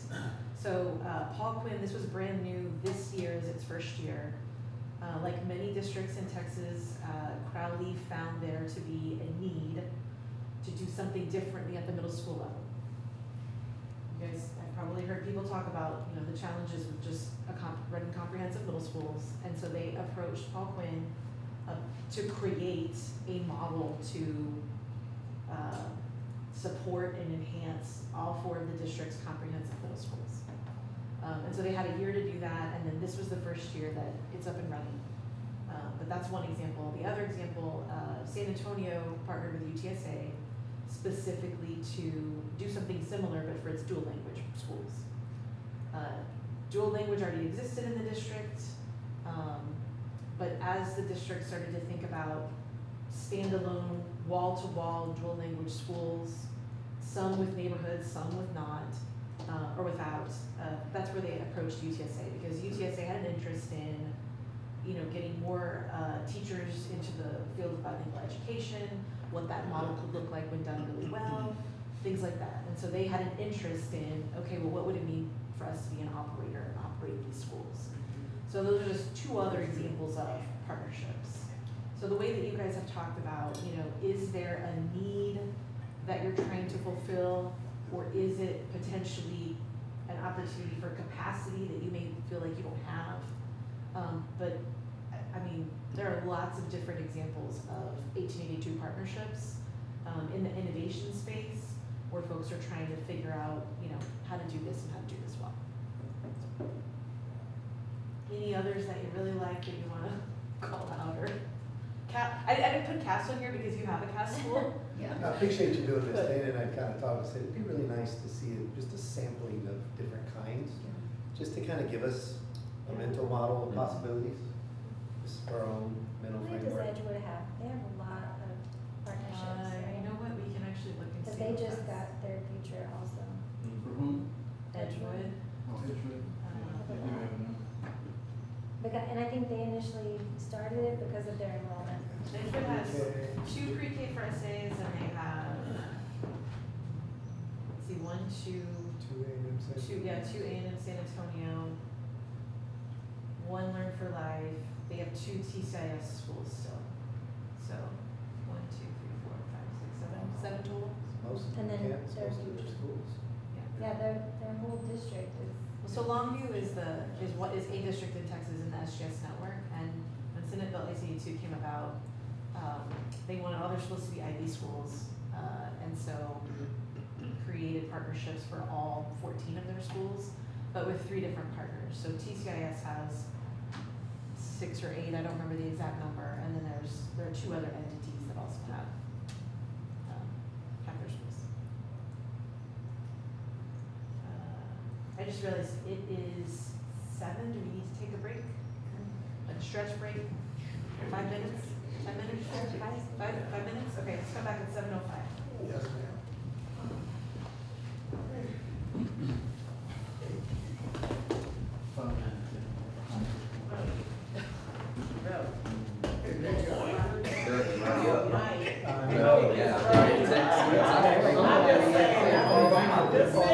You already know Candy. Absolutely, well, didn't it? I really didn't know about that. I didn't know about That's, the yeah, that's new. But they were doing some really innovative things, that you shared your connection, and we talked a lot about possibilities. Very innovative. Y'all remind me so much of me. That kind of comes out. I gotta watch myself. I get carried away, but I get so excited. All the different ways.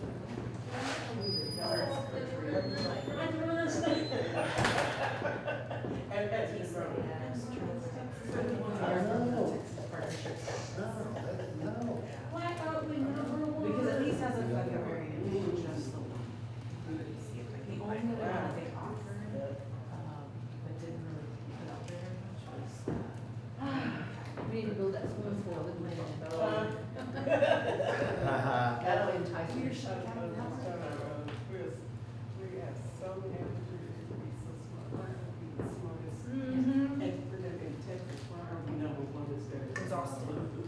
We are number one Austin approved.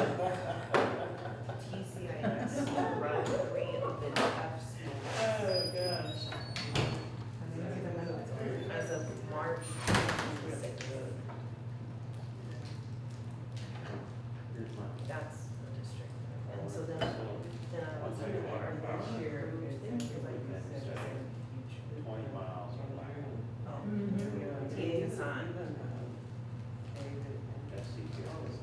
I mean, they will have to wait to see what the final TA is on March 31st.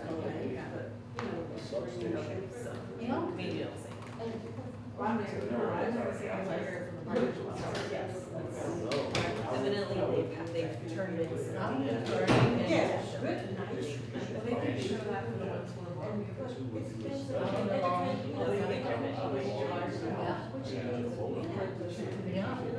Yeah, that's my thing. That is their boy, learn stuff like that. Bring that to. Okay. That's one megawatt. Yeah.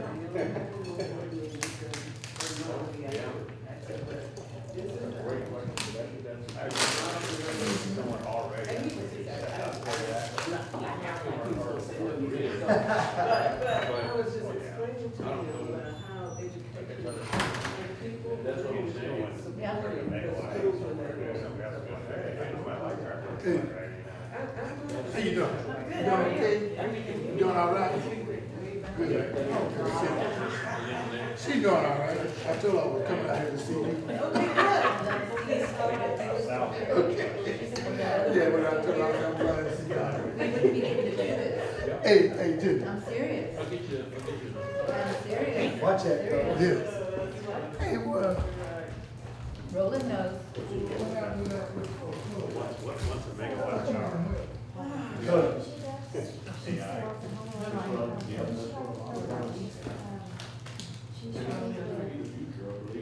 Those small reactors. Oh, yeah. Yeah.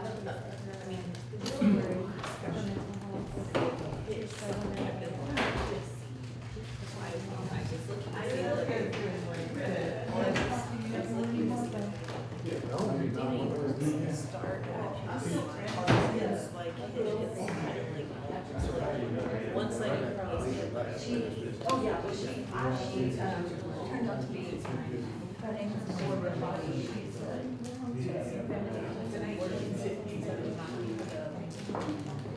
whatever you call it. It is kind of good. It turned out to be somebody that I can call and cry and be. But she started dating one that's a lot of information. You put together a whole course. Yes, it's a presentation. I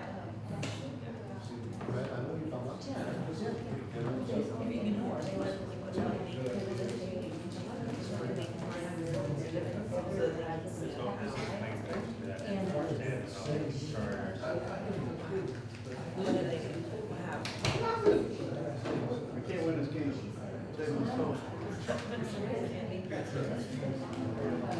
Candy Crush fruit.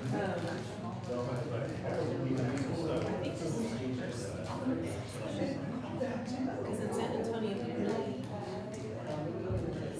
Oh, yeah, offers.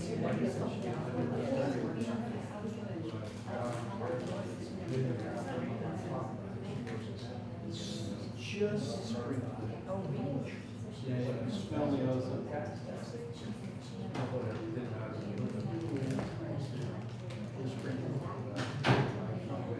It's supposed to rain tomorrow. Yeah. I keep getting stuck in these reports. What does that mean for the suburbs? If they cool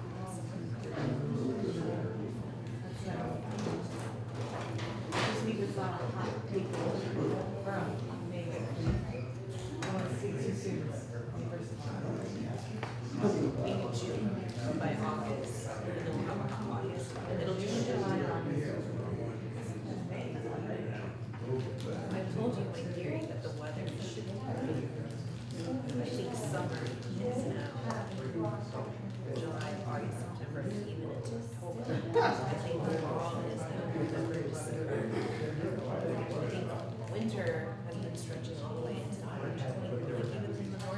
So you think the whole thing is shit? Yes, I think they're all shit.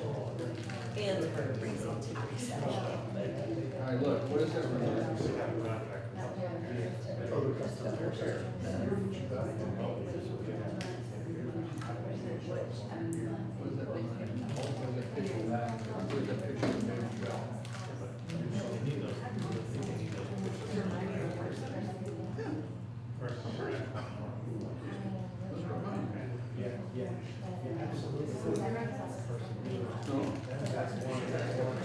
Person you know. Person you know. It doesn't remind you of a person you know. No, I wasn't getting the emotion or whatever. That is true. That's what I see. That's what I shared in our picture too. Isn't that kind of an exuberant flower that we put up in the picture? Like it. Every time kids change pictures on here, they do their picture. They know how to do it and everything. So the other day, Bernie put on here.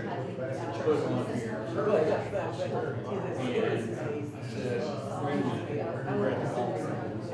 and we were, it was Bernie and Peter. I said, you can't put your picture on here. So she didn't put it up there. So she flipped it to here. So she should see here. And so after she left, I was with her. Changed the whole thing. Every time I looked at that picture, it said that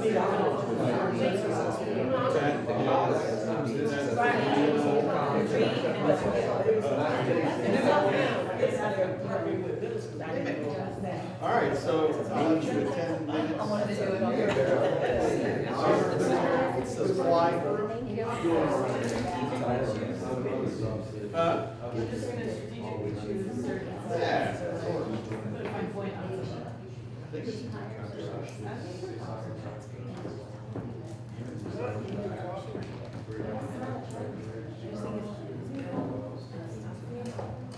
All right, you ready to come back?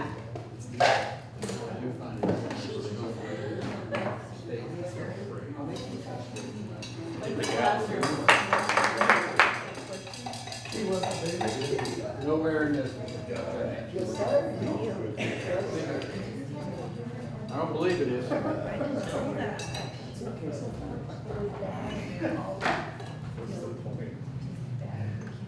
That's the state. You only will put slides in there that the state gives She makes this. Okay. If you are following along, I'm gonna start picking and choosing these slides, okay? So,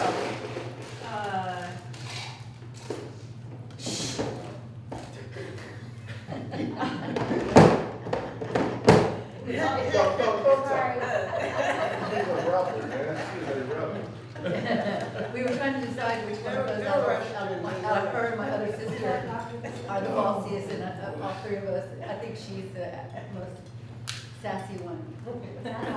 Sassy, Without a doubt. yeah. headline for this slide, we've talked about funding as a benefit of being a Senate Bill 1882 partner. Something that most people don't talk about, but it is important. Employees of charter schools also get to participate in TRS, which for many teachers is super important.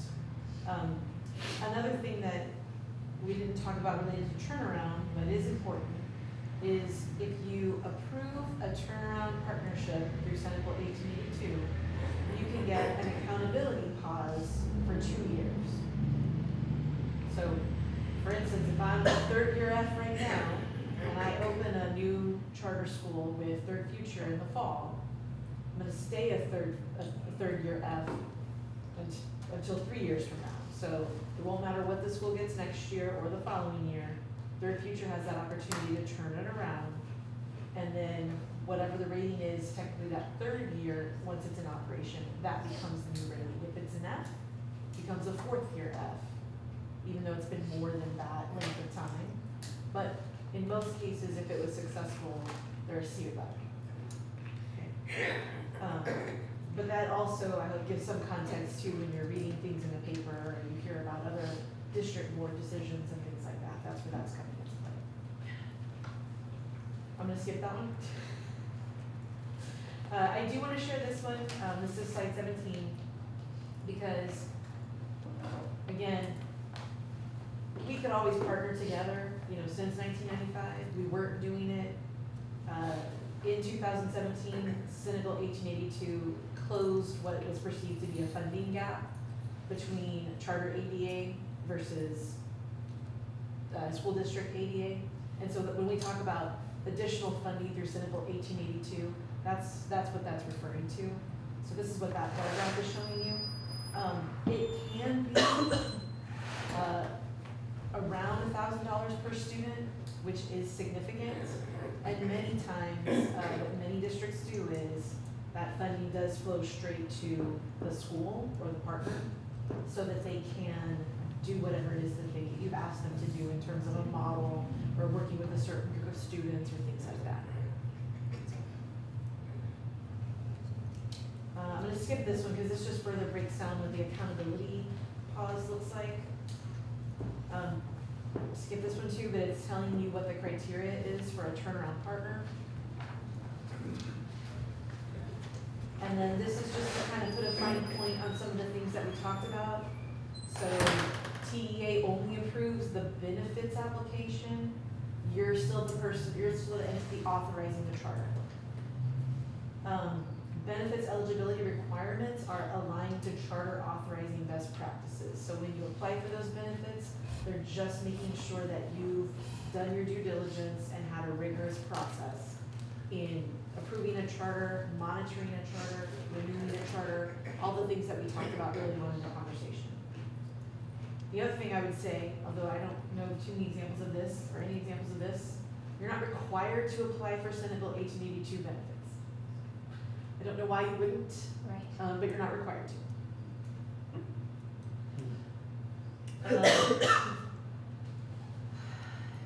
We've talked a lot about the role of the authorizer versus the role of the operator. I think for the most part, you guys have a good understanding of that. So are you comfortable with me skipping this? Yes. We talked a lot about that. Okay. We've been on it for a while. We did. This is just saying the same thing you've already heard a couple different times, but the whole idea here is, you know, they get all the autonomy they need, but they have to meet whatever you're holding them accountable to do. So typically, yes, you can have the autonomy, but your accountability is higher than what many others are experiencing. Just real quick, because it's a bulleted list, these are the guaranteed autonomies. You have to give them autonomy over staffing, curriculum, what their educational program is, their school calendar and daily schedule, excuse me, non-state required assessments, and campus budget. Now, I will say, we'll get to it a little bit later, but the board can set some non-negotiables even within this. An example of that, where it says non-state required assessments, might be, hey, we're a district that's, you know, we AP for all. Every student has the opportunity to do that. We'll pay for the tests, all the things. But maybe as part of that process, we need you to take the PSAT. That's district-wide. And so, you know, that's not something you can opt out of. We understand you have the autonomy, but if you want to partner with us as a district, that's a non-negotiable for us. That's just one example. Another might be, do you guys use MAP? I don't remember. MAP. Another might be MAP, because you want to be able to compare apples to apples in data. And it would be harder to do if you had one school that was using a different kind of assessment than everybody else. That might be something else in the negotiation process that you say, if you want to partner with us, we need you to take that.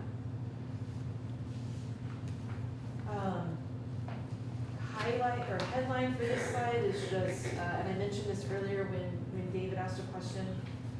Academic goals tend to drive most of the accountability process for your charters.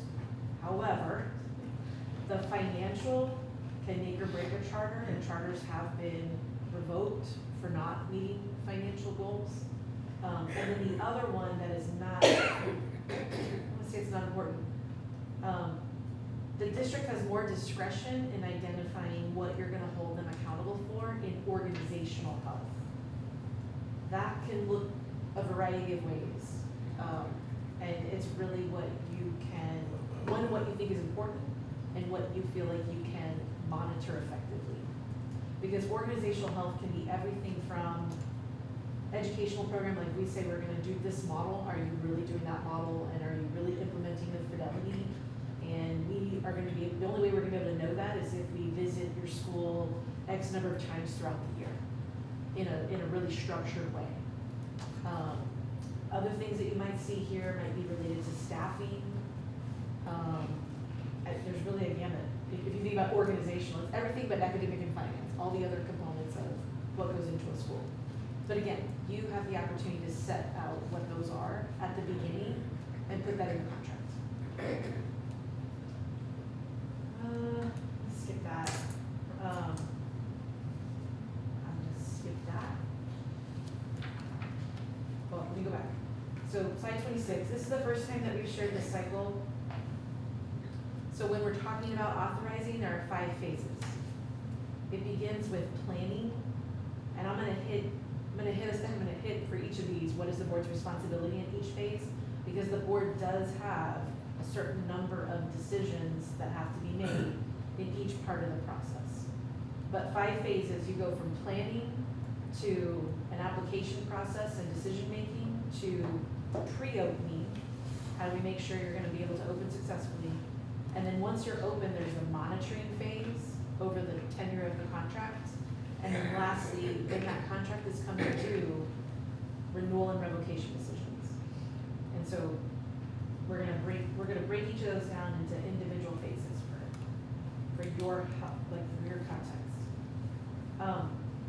You probably already have it highlighted on yours, right? The printed version, it's yellow? Okay, then I'll just make it yellow. I just wanna make a connection here to what we've been talking about the whole time we've been working with you this year and the work that you've been doing through SGS. You guys have heard about equality seats analysis.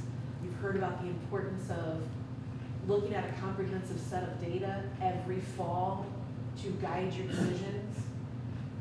When you're thinking about planning, whether or not you're going to want to partner and why, that's where the data comes from, is the quality seats analysis in the fall, okay?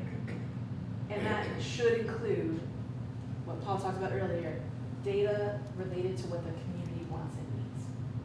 So that then you can figure out what your needs are, what their needs are, and how you're going to make that happen. In this part of the cycle where the board comes into play is you create the district's authorizing mission and vision. It should be aligned to the district's mission and vision. But kind of like we talked about in February when we were discussing what should be in the theory of action, we had a whole conversation about partnerships. That was really a good conversation to have because you are pretty clear as a board in terms of when you would partner and why you would partner. It would just be a matter of you codifying what is your authorizing vision and mission to make that stick in case there were ever any kind of transitions of leadership or transitions of the board. The other thing you've already done is adopt a board policy. That is your EL and your ELA. In order to have the benefits application approved, TEA even has a model policy now.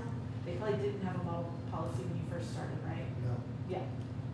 The agency's come a long way, they have lots of resources now. So now there's even a model policy. Districts don't have to figure this out anymore. That has exactly what you need to have. Okay. But that's another, a board responsibility, is to make sure that's in place. Let's see that. So just so you know what I'm skipping, There's a slide that just gives you some more example, gives you an example and some more information about a mission and vision specific to authorizing. You've seen both of these before, we shared it in February, but we're sharing it again. Longview and San Antonio as two districts that have like the most charter partnerships.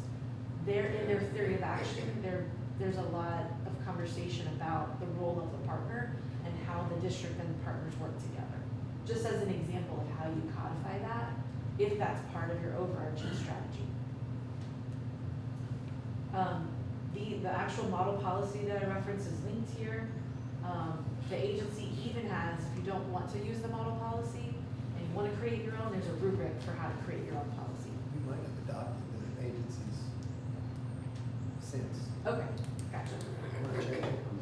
Okay, Yeah, I think I remember now what you said. okay. I'm gonna skip that, but it's basically outlining everything that's supposed to be in a policy. We've already talked about analyzing performance. We talked about community engagement. I do want to spend a little bit of time here on slide 34.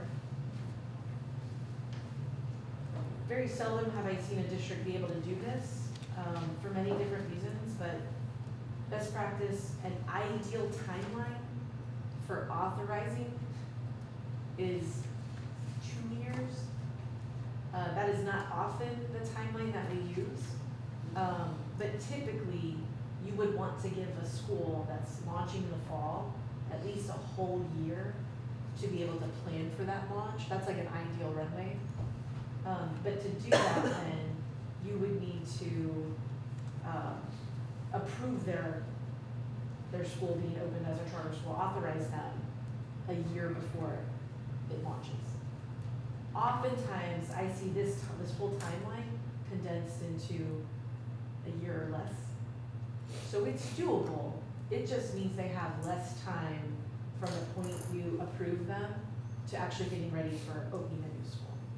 And so, and when you guys think about schools that your new schools that you do have coming online, I mean, you've had a substantial runway to be able to prepare for those. And so when you're bringing, if you think about bringing in somebody to operate a school for the first time, you should be afforded a similar opportunity. So, so the next slide, if you don't have that much time, this just compacts that whole timeline into how you can get from engaging the community and having your QSA to recommending within almost a 6-month period, leaving the operator, what is that, 7 or 8 months before school opens. So it's doable. And I would say, and if you've authorized before and you already have some systems in place, that makes this timeline easier as well. Okay, so you looked at your data, you talked to your community, you figured out, you know, we do think we want to look for a partner. And so that's where you enter into the next phase, which is the application process and decision making.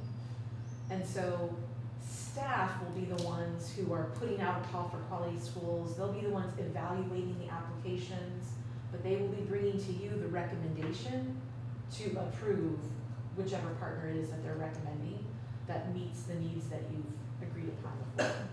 Okay, so again, that's the board's role in phase 2. Now what I would add to that, the next slide, 37, this is I've literally taken right out of the handbook. This shows you kind of the flow chart for in this process. There should be community input. You should definitely not, as a board, not hear about the partnership or know about the partnership or have an opportunity to learn more in the board meeting. A lot of that should be happening up to the board meeting so that you can make an informed choice or informed decision also. Charter applications, if you think about it, it's like a school plan. It's somebody demonstrating their capacity to operate school and everything that entails. And so unless you put a page limit on it, I mean, those plans could be like dissertations. I don't know what CAST was originally, but I know in my previous district, we used to say 50 pages tops, including the addendum. Just because, you know, yes, we want to hear that, but we definitely want you to do it in a succinct way. And there's gonna be a capacity interview as part of the process. So we'll have the opportunity to dig deeper more informally, things like that.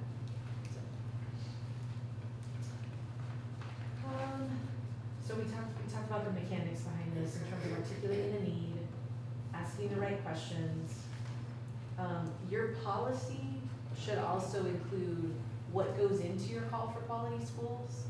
And so back to, where does the board have an opportunity to inform what that looks like? It would be through that policy. And so right now you might be using the model policy, but at some point you might want to look at that and decide whether or not you want to make any additions to what would be included in a call for quality schools. Did you look to see it's in the model policy? 2020 was when it was updated. Oh, and that would, okay. So if you ever did want a new partnership, that would be part of the process. Well, and let me not glaze over that too fast. In terms of on the left, that just lists really quickly the kinds of things that you would see in an application. And so that's why I say you can see very quickly if you're asking somebody to describe their governance, operational plan and capacity, even that by itself. I mean, that can be a lot. Add in financial plan, I mean, this is not an easy lift usually, unless you're an established operator who typically responds to calls for quality schools. Otherwise, you wanna make sure applicants have enough time to put together a well thought out plan.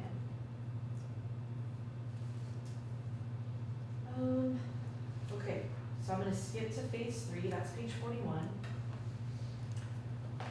So, phase 2 concluded with you saying, we're gonna authorize this charter. That's not a contract yet.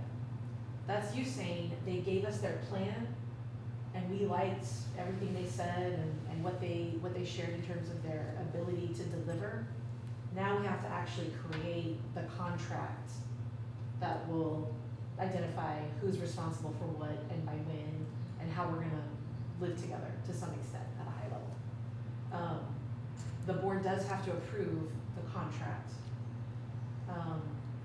The board can determine whether or not there are non-negotiables in the contract, like I mentioned earlier. If you wanna partner with us, you've gotta do these things, even though you're supposed to have all the autonomy. There are some things that TEA will not be okay with, like hiring, firing a principal. That's one that's a hill they would die on, as they should, because the entity should be able to choose, actually the operator should be able to choose the school leader. But like Roland described earlier, it doesn't mean that they can't offer you a seat at the table to be able to provide input into that. But ultimately, it's their decision. So even if you disagreed, they have the autonomy to be able to do that. But in other instances, like I said, you guys can agree to certain terms and put those in the contract. The other thing that happens during the pre-opening phase, after you approve their contract, you want to make sure that they're ready on the first day. And so another thing staff will create and work with the operator staff on is what's called a pre-opening plan. That's where the district says, in order for you to successfully open, we need to see these things by these dates, so we have confidence that you're ready. And so although staff creates that, the board can also approve what are the pre-opening requirements. So, and this would be like best practice, happens now. This probably didn't happen originally, is that fair? It actually did. Oh, we did, the pre-opening plan? It did. Okay, cool. I guess because Cass had done it before with Okay, gotcha. a couple of other districts. That's true. Yeah. Okay.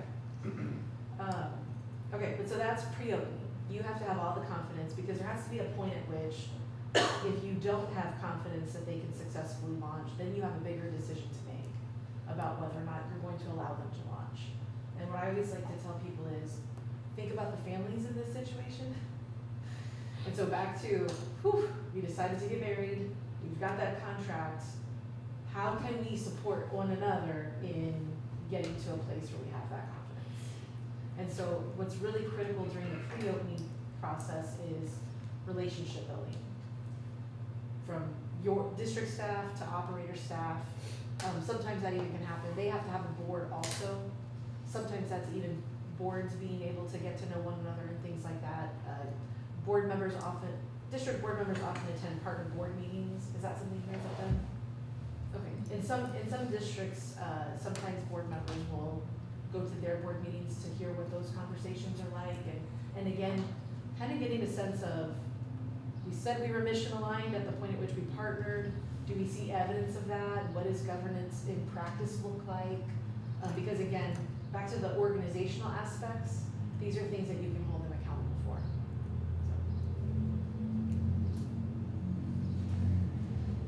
If you want to learn more about contracts, there are slides in here to support that.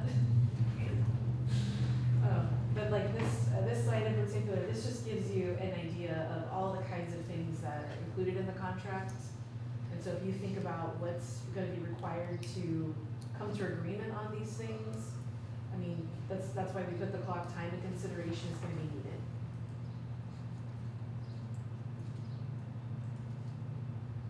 How long is our charter with CAST? How long is the one grander now? I know you said we're gonna have to revisit. Many of them are 3-year terms. There were 3, Yeah. they're on the second, third year. Term. So we're going about every 3 years? Yeah.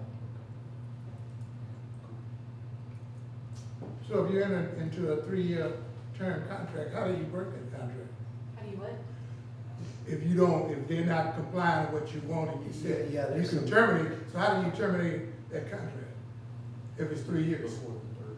So let's say they do something egregious. Yeah. Yes, Maybe, maybe there's a special education violation that is Yeah. so severe that it warrants an immediate termination of the partnership. That might be one example, and the contract allows for things like that.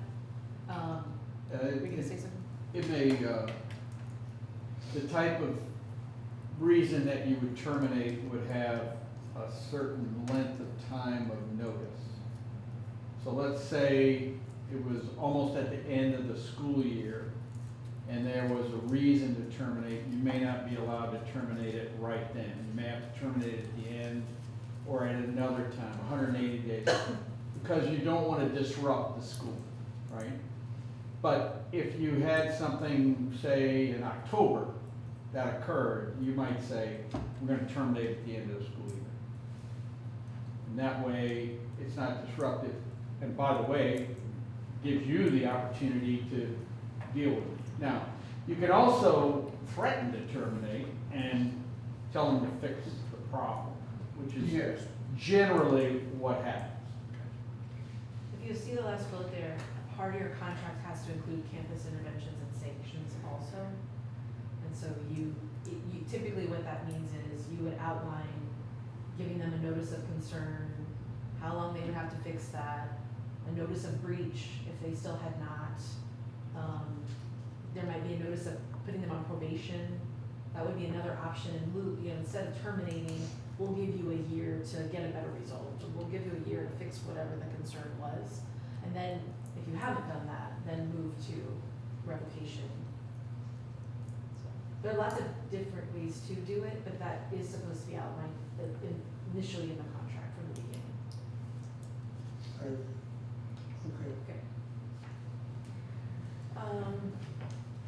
We talked about this earlier, but just to re-emphasize, also in the contract are the performance goals. So back to what Paul described very early on, that's something that the board has control over, is we're gonna partner with you, but we have these expected outcomes. Typically, we've said this a couple times now, the academic ones most often are tied to state accountability. I've also seen some tied to MAP. I've seen some that have included things like attendance or discipline, all part of the academic bucket. Financial, I've seen that look a variety of ways. Sometimes it's limited to results of their audits. Other times it's more comprehensive than that. And then organizational, like I said, can run the gamut. I don't know if I gave you examples of, I did not. The authorizing handbook though has a whole list of all the things that you could look at that are considered to be organizational. Let's see. I will say this also, because this was the first year I heard this happen. The performance goals live in the addendum to the contract. And the reason I share that is I did hear about a district who approved the contract, but did not include the addendum. And if you think about it, I mean, the contract's important, but the addendum has all the performance metrics. And so without the performance metrics, that's gonna be really hard to monitor and execute on that contract. So that board they had to go back and do that again. But that's where all of that stuff lives, is at the end of the contract. The other thing I would share is, if you are ever in a situation where you are authorizing multiple schools for the same partner, it's 100% okay to have a similar contract for each school, but the performance goals are likely to be different and should be different for each school. Trying to think when you have a different contract. You might have a different contract if you have the same partner, but maybe operating different models. That might be where you see that deviate. So,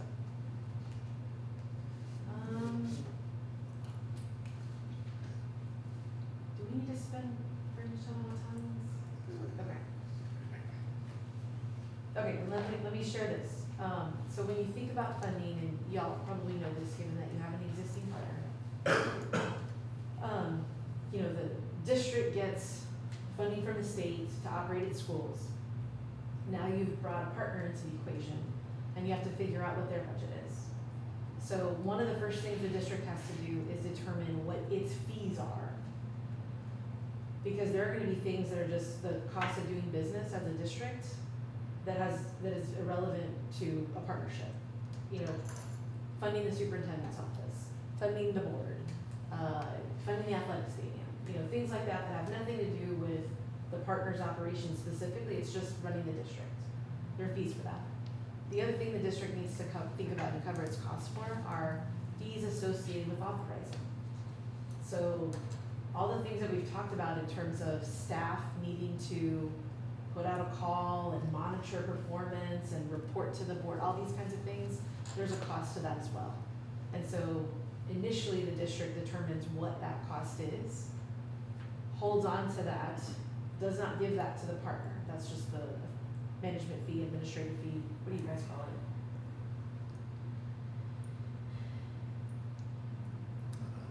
it? And so it could be either. The rest of the funds should then go to the partner. And remember we talked about they have autonomy over their budget. They create their budget and they do what they need to do with it. At that point, the only thing the district is doing is monitoring compliance. Are they being fiscally responsible in how they're spending the money? And I don't mean, are they buying the right things? It's no, are they spending it according to the rules? That's where the fiscal compliance is gonna come into play. They have all their control over their budget. Where you might get money back is the district creates what's called a menu of services. And they have the opportunity to pay the district to provide certain things. They may not be in a position to offer their own transportation. So they might say, I wanna pay the district for transportation services, or custodial services, or maybe, this one came into play for us early on. One of our partners initially wanted to be responsible for their own subs, and then realized what a challenge that was, and so then asked if they could opt in and pay for participation in our substitute services. But all of these things get decided annually in terms of services. Contract will outline management fee and what the budget looks like, but every year, because costs of services change too, the partner should have the opportunity to opt in or out to different services. The district does have the opportunity to say some services are required.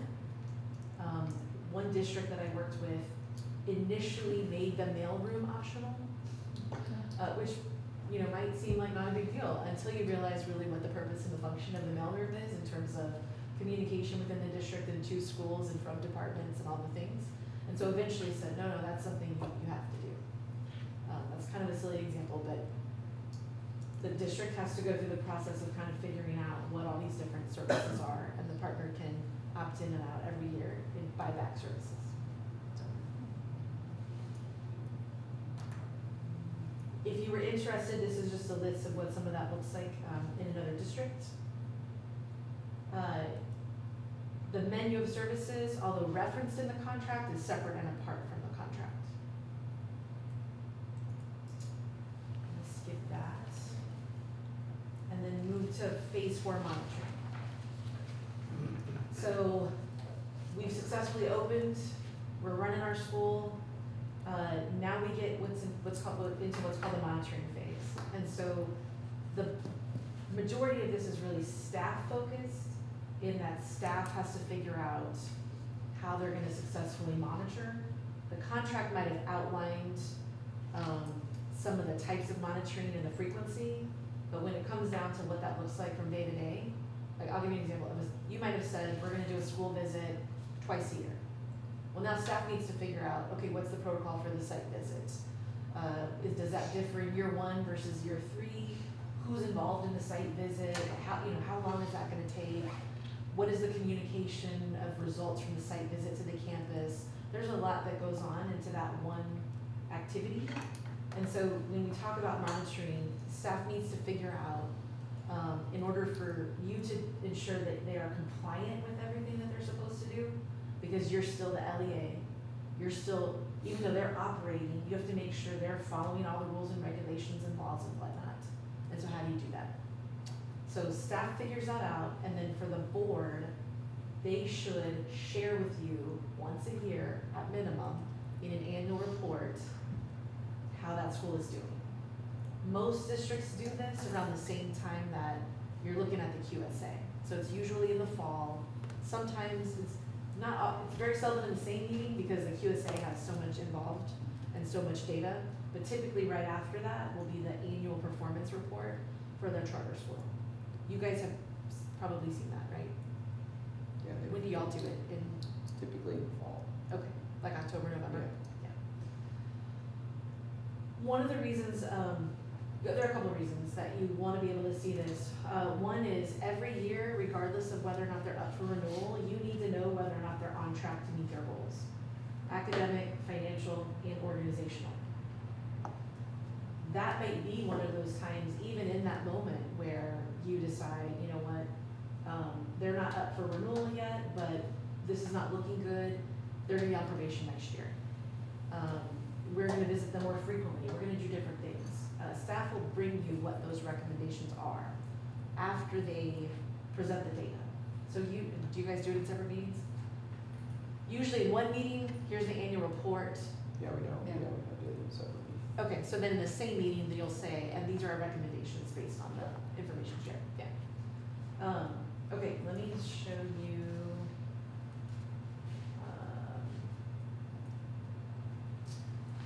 Oh, that was a list of organizational. I'm glad I put that in there. So organizational can include the educational program, it can include governance and reporting, anything related to students and employees, school culture, special education programming, bilingual programming, all those kinds of things. But when you think about that, that's a lot. And how do you evaluate that?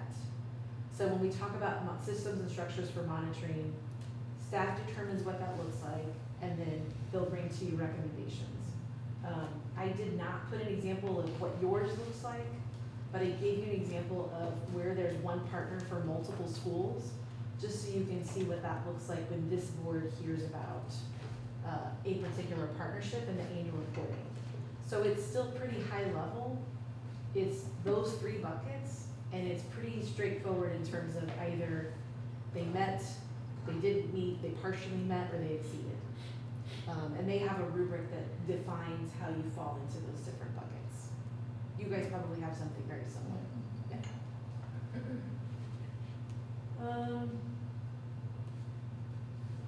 This was what we were referencing earlier. If there is an issue, and this is typically included in the contract, but it's a progression. You might start with a notice of concern. During our site visit, we saw X, Y, and Z. This is why we're concerned. You know, please let us know how you intend to correct for that or what have you. Level 2 would be notice of breach. You know, we've been 5 times and we've asked you to correct it and you still haven't correct it. You know, this is the next step in the process.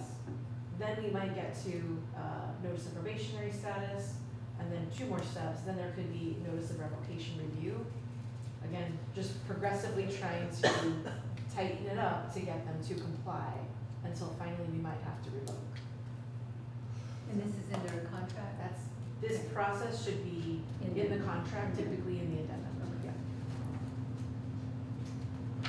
Okay.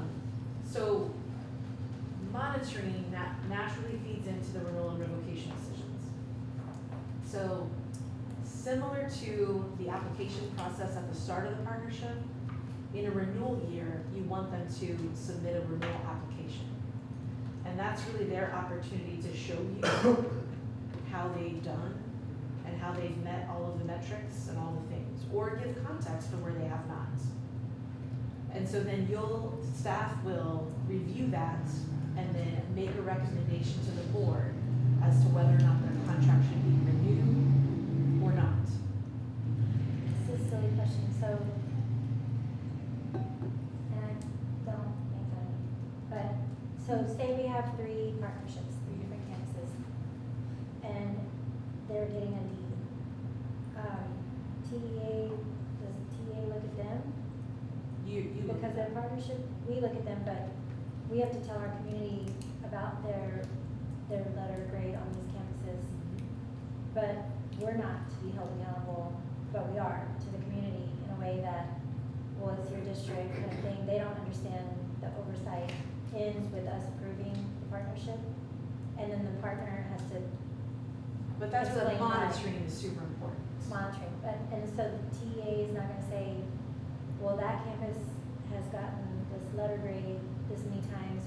You know, they don't, come down hard on a district that has a partnership versus somebody that doesn't and they're getting that letter grade. Does that make sense? Yes, they will. They still do. Yeah. And they will end up, can they end that partnership? You end the partnership. We have to end up at the If you TEA don't saying, have the partnership, and let's It's say on it's us. 5 years, they're gonna close the school and maybe take the district anyway. yeah. Yeah. So Yeah. it's basically the same as far as It TEA is. Yes. goes. it's the same. Yes, yes, So it's up to us to take that initiative to. Yep. yes. Yeah, and I think, you know, termination is not really usual. What really happens is if you're watching, which you're going to be doing, I know the superintendent is doing, in this hypothetical situation, if you're watching it and after year 1, they're stumbling, and year 2, they're stumbling, then you're going to begin to set the table for them to step away. So let's just say at the end of year 2, they're stumbling and you don't believe they're going to recover, and their contract ends at end of year 3. At the beginning of year 3, you're going to be telling them, we're not going to renew, we're not likely to renew, right? Unless, you know, the heavens break. And you're going to then be getting ready to take it over. So one of the concerns, which I sense you're really getting at, is you're not in control, but you may be in trouble with TEA.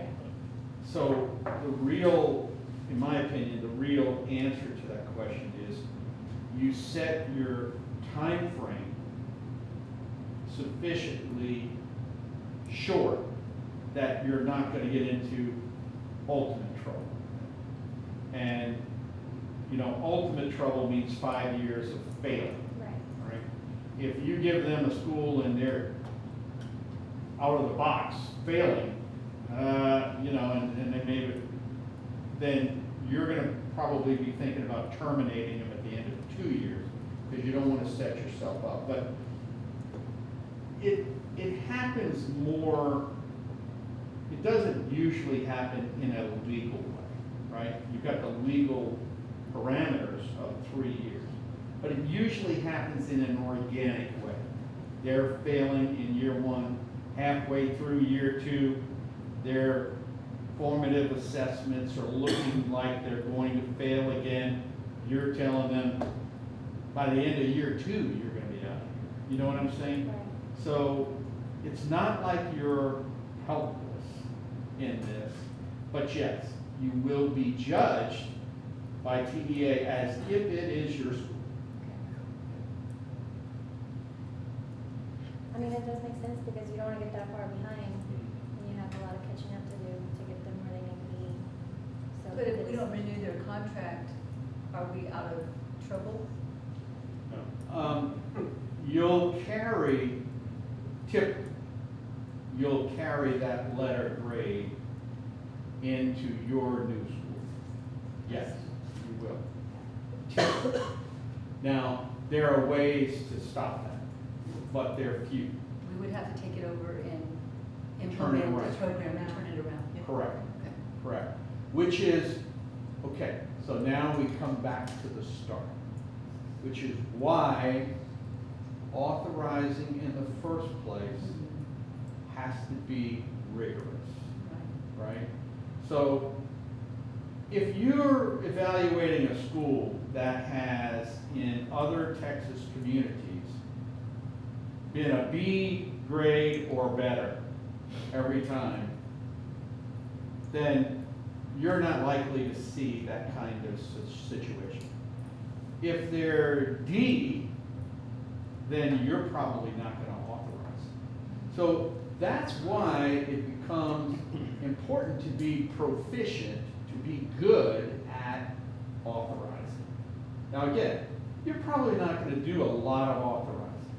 But if you do come across a model that you like, and you want to do it, you're going to say, we're gonna kick the tires on this and make sure that not only do they have a good track record over there, and this is one of the other key things that I know this superintendent, good superintendents will do. They're gonna look at the leader that is appointed for this school, that they put up. Because in their application, they're gonna say, and this is the person we're going to hire. And these are the kinds of ways we're gonna hire quality teachers. And these are the ways we're gonna pay them to assure that we get high-quality teachers. That all is in their proposal. And you're gonna kick the tires on that, and you're gonna look at that particular leader, not the ones over in those schools, but the ones they propose, the one or multiple, usually it's a team that they propose, and you're gonna say, are these people, do they really know what they're doing? That's why you have to be cautious, but if you find people know what they're doing, the educators in your district believe that educationally they know what they're doing, then you go forward, right? Does that make sense? It makes sense. Bottom line is, if they fail, TA is gonna help hold the district responsible. Yes. That's the bottom line. That's the I think bottom what line. you said. So to keep that from happening, those schools probably need to be monitored, maybe, every 6 weeks or Absolutely. every quarter, so we don't get into that situation. Absolutely. In fact, one of the things, go ahead, I'm sorry. No, that's okay, but I'm trying to see what she's trying to say here.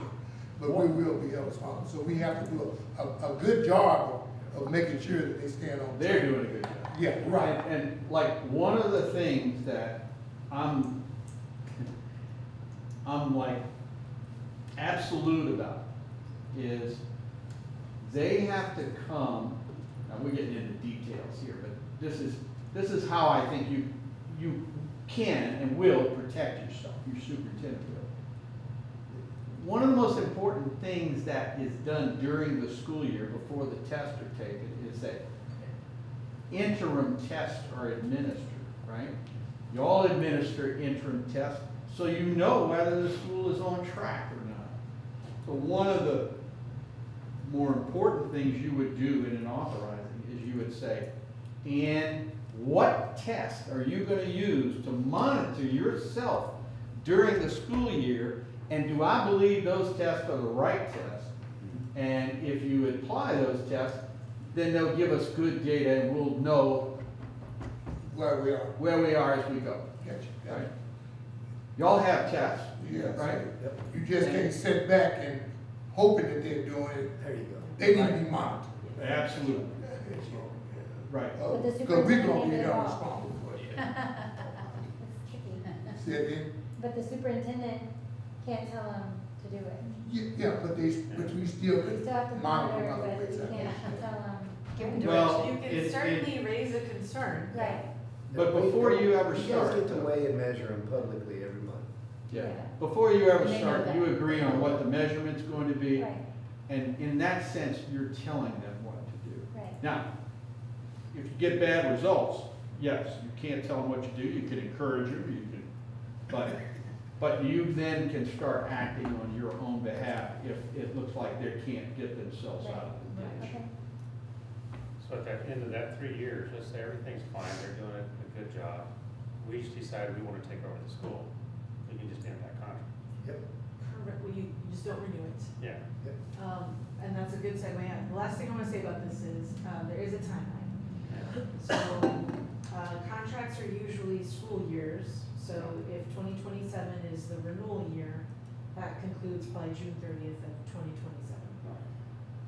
You have to, notify them by the last Friday in January of whether or not you're gonna renew the contract. So even though it's still the third year, you're really using 2 years of information to make a decision, because it'll be in the fall semester where you have this renewal application, where they present information, you make the staff makes a recommendation to you. You should know by winter break for sure what you're gonna do. And then that will be in January to. I'm not saying they're doing anything wrong, I'm just saying. Oh, no, no, we but feel I like just- we can do it. on Yeah. our own. but you can't use any of their Yeah, you can do that content, too. their structure, like, we can't be cast anymore, it has to be just a campus. Also, we have Well, another high school. you could use some of the things that you learned about the model. Right, Yeah. So, Yeah, even if they're not doing anything wrong, Yeah. you can turn it off. yeah. You can, that's the beauty of this idea. You can turn it off, whether you like it or you don't like it, you can turn it off. So, yeah.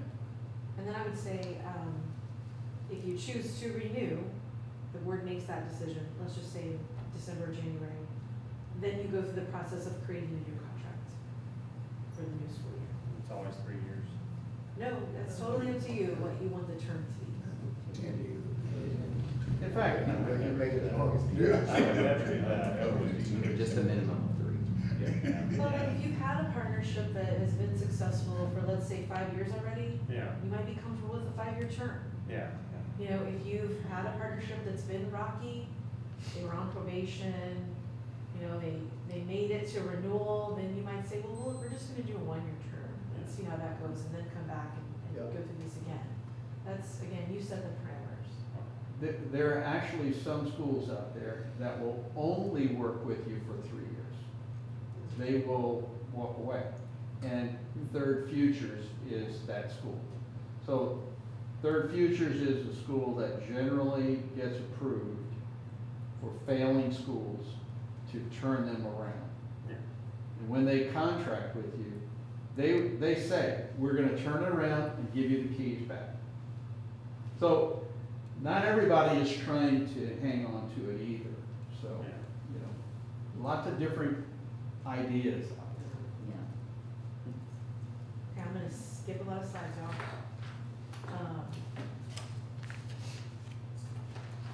We're gonna go all the way to 64. 64? Yes. But I do wanna make sure, because this was a lot of really good conversation from start to finish. Do you have any lingering questions or clarifications related to authorizing that you wanna put out there right now before we switch gears? Okay. I skipped a lot of slides that talk about this in more detail, which is why I mentioned this could be a resource, particularly as you go into this next year, which is a renewal year. So, okay, AE local. So, last time we worked on what we wanted to see in a theory of action, and we've also been in communication with your executive advisors, Duncan Kuzman and Matthew Frank. And we have a revised strategy on a page 2030 for you. We want to spend most of our time this evening, what's left, looking at theory of action to see if any revisions need to be made. And I can also, I don't know if that's any better.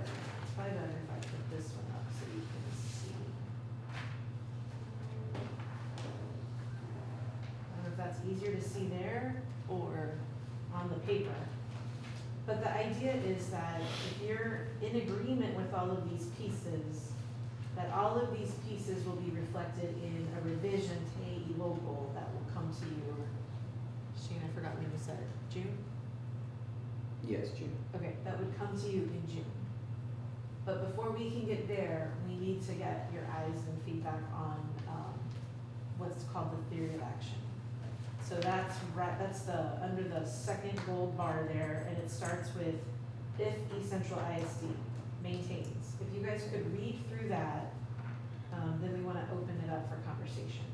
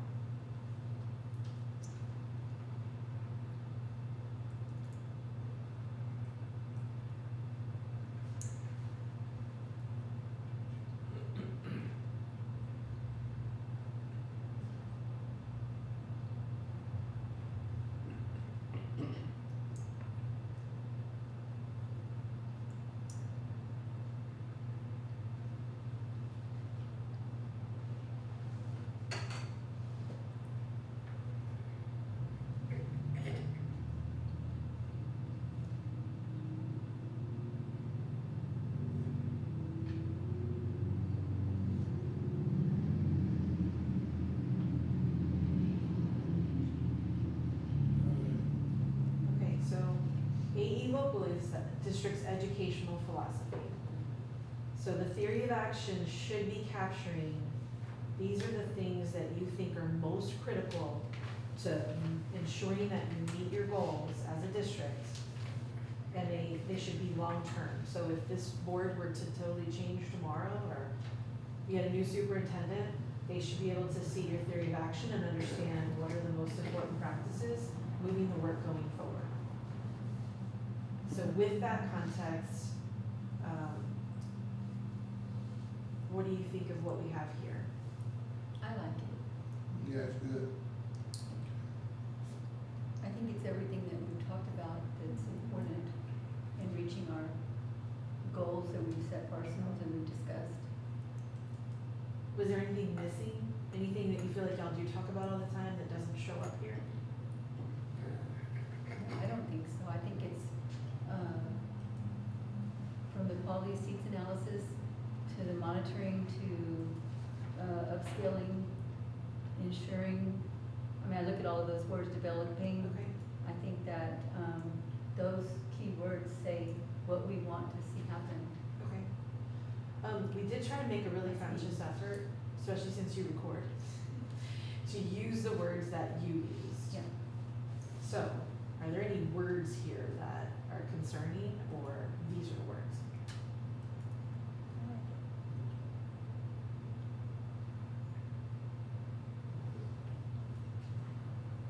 And I think the last thing I would ask as a pressure test for y'all came from y'all, and I don't, it might have been Ginger, but it could have been somebody else. One of the things I heard you say in February was, any staff person reading the theory of action, you wanted them to be able to immediately see their work, the work of the district, the things that you're talking about all the time. Right. Does this pass that test? I think it's clear. These are what you want us to agree with, and anything that we need to add. What about teacher certification? I don't see anything that in here. The teachers that will be hired, will they be certified teachers, or will they be what? Teachers with out-of-state teachers, or what, should that be in there? I mean, y'all With talked. certification, yeah. Y'all didn't talk about certification per se, you just talked, I should say just. You talked about ensuring teachers and leaders develop their skill sets and are rewarded through the strategic compensation and other mechanisms. So I felt like you were more aspirational in building rather than expecting a certain minimum or. Okay, that's what. That their skill sets are their certifications too. That's kind of what I was thinking, You know, but yeah, it's kind of a higher level. We we may take You you want- without one, but we want you to have one. Well, and what I got was you want excellence. That's that's And right. you're willing to support them Yeah, in becoming that's- EXs. Yeah. I already agree. But this is a high level. If you're not Is it ready. high? So this is just a high level. This is not getting into the nitty gritty. Yeah. Yeah, and with regard to certifications, agencies set out statutory requirements. Yeah. Okay, so that's what Yeah, I'm saying. so So we've got to it's get it's a gonna waiver. be, so we have to worry about that. Yes, sir. Yes, that's a waiver, not. You Then that's fine. you'd have to sign a waiver to not have a certification. One And is it- non-certified teacher teaching, you have to have a waiver or something, right? We- Or they're in a program or Well, whatever. those are current things that are in place, but the agency now, statutorily, by 2029, you have to have all your teachers have to be certified. So that's, So we've begun moving in that direction away from even temporary certificates and whatnot. okay. No problem. Yeah, but yes, it is more aspirational than that. We're looking for excellence. And we've identified what excellence is, we're monitoring excellence, we're developing excellence, and we're rewarding excellence through our compensation framework, so. Yeah. And that in part is how we're gonna make sure that there's 0 Ds and Fs by 2028 and 80% AB exceeds district-wide. And that's basically what these are saying. Yeah. If we do these things, Yeah. we're gonna get these results. Right. That's what I like to do, is then there. Yeah. You do all this, then this is what's gonna happen. And from the pressure test, as Dana Yeah. said, if anybody came into our organization or was a new board member, and they read this, they would see it everywhere in terms of it being lived out. They would pretty quickly receive a quality seats analysis. They would see the tiering support of schools. They would see that monitoring cadence every month. They would see, the implementation of high-quality instructional materials and our focus on excellence in the classroom and what we mean by that and how we monitor that, how we develop that, how we guarantee that, manage that. And then as we spent all our time today, this was the new bullet that we spent a lot of time and effort around, was just developing partnerships deliberately with mission-aligned organizations that are mutually beneficial and supported by strong systems of accountability Yeah. for the expectations the board has of them, which is what we spent all day talking about this evening. So now that's codified in our theory of action as an essential component of making sure that that's how we get there. So kind of when I was reading this, it was kind of like, the way I looked at it, the way it helped me understand, it was kind of like an outline for, I put myself, when I was new, to see, okay, so then when I get that, okay, that kind of fits that. And I know the questions to ask maybe, and it kind of drives me to those questions. Well, how are we monitoring? How are we, what is this upscaling? I love it, I love it. Yeah, it's good, that's good. Is that, all right. Yeah, I have no. So that was, I like it. That's good. I love it. I'm old school, I like to see it in writing, but that's fine. I just have a quick, But question. it And that will be could drive reflected you, in it board could policy. drive you. Yeah. Yeah. I was gonna say, You guys will drive you adopt to that. ask that Yeah. question. You guys will consider adopting this language into AE local. It is in policy, Yeah. Gotcha. codified. Where you say ensuring teachers and leaders develop their skill sets and are rewarded through strategic compensation, we know we already do that, and other mechanisms to recognize excellence, what would the other mechanisms be? And would that be so that if they didn't get strategic compensation, they still wouldn't, give up or not have hope? Is that some other kind of reward? Well, it's What does just, that mean? things like, Teachers of the Year, things like +1+ recognition, where they're at points of time in the year, we're identifying that they are making substantial impact on student growth, and Shane's wearing one of the pins.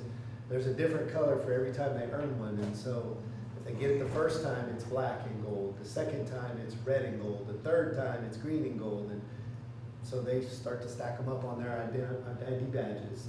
You'll see their designation, their performance level certificate on the outside of their classroom door. Okay. Recognize at the board. If they get a master teacher or any TIA designation, it's under their name on their ID badge. So just recognizing Yeah. excellence by the way we define it. in all of the different ways we can think about doing that. And of course, you guys see at the board meetings every month, we'll bring, leading the ACC way recognition, and we'll do a nice little promo video for the teacher and invite their family, and you guys recognize them publicly. All of those things are just Yeah, do all examples that, of yeah. just shining a light on what we hope to replicate Yeah.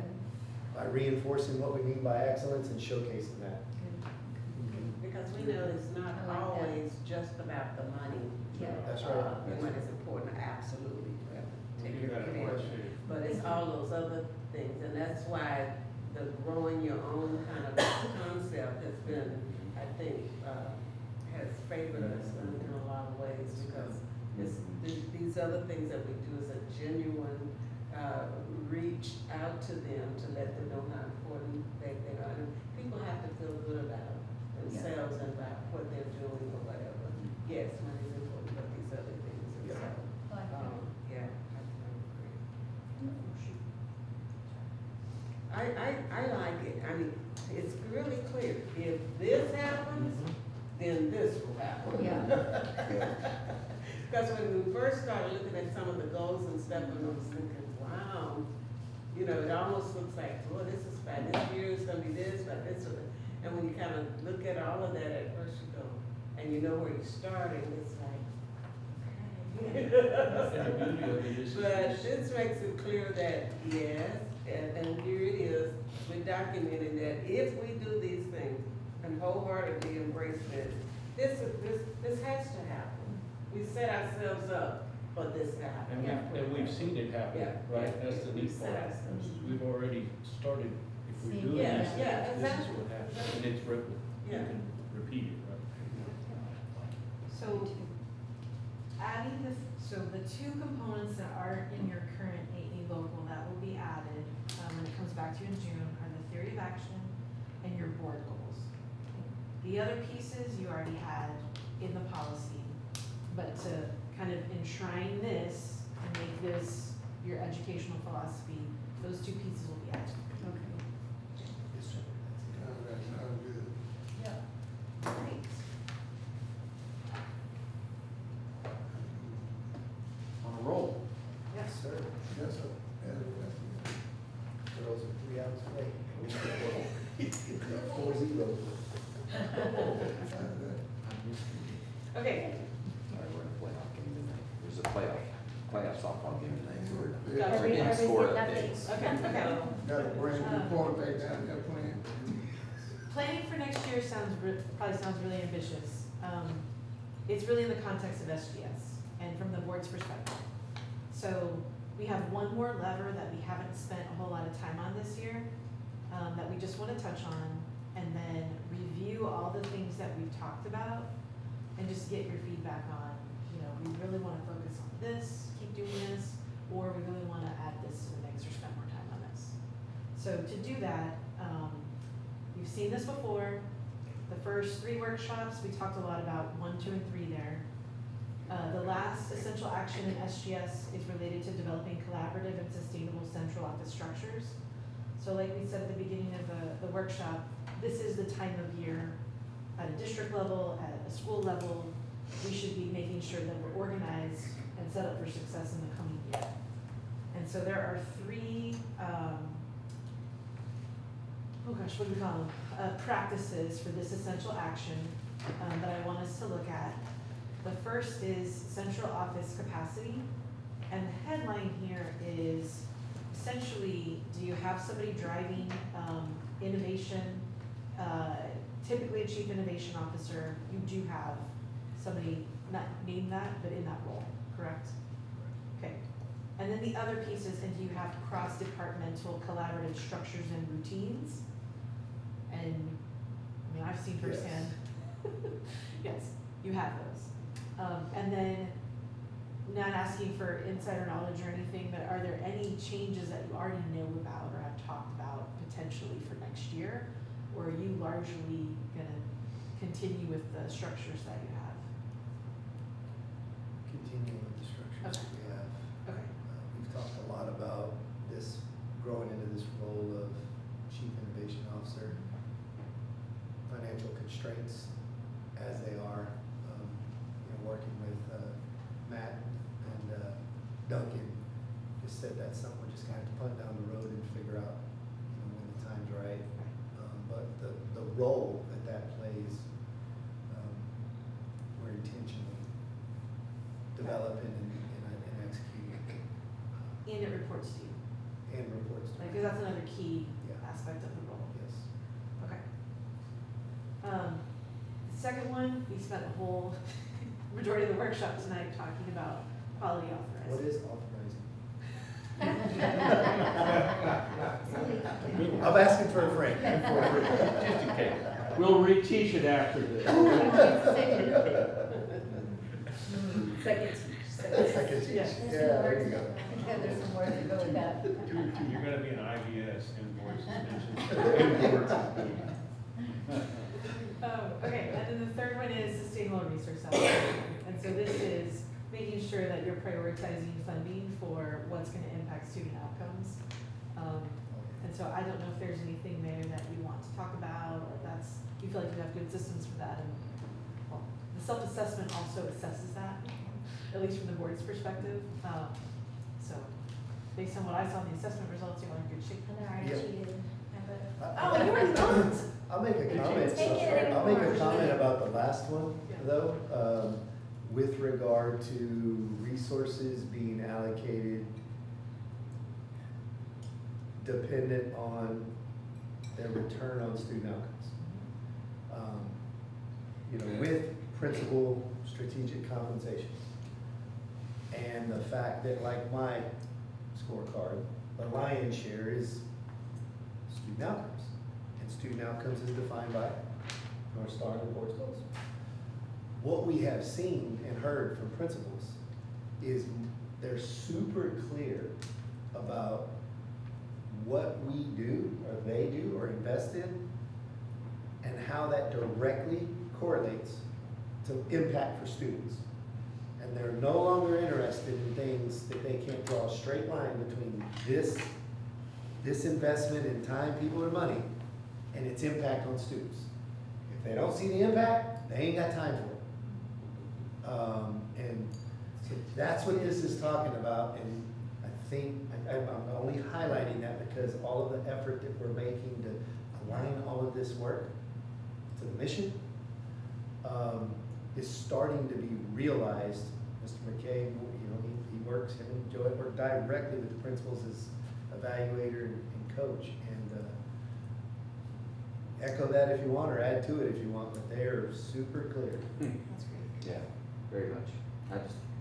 The strategic comp framework, the scorecard really clearly spells it out. 50% of your compensation is also tied to outcomes.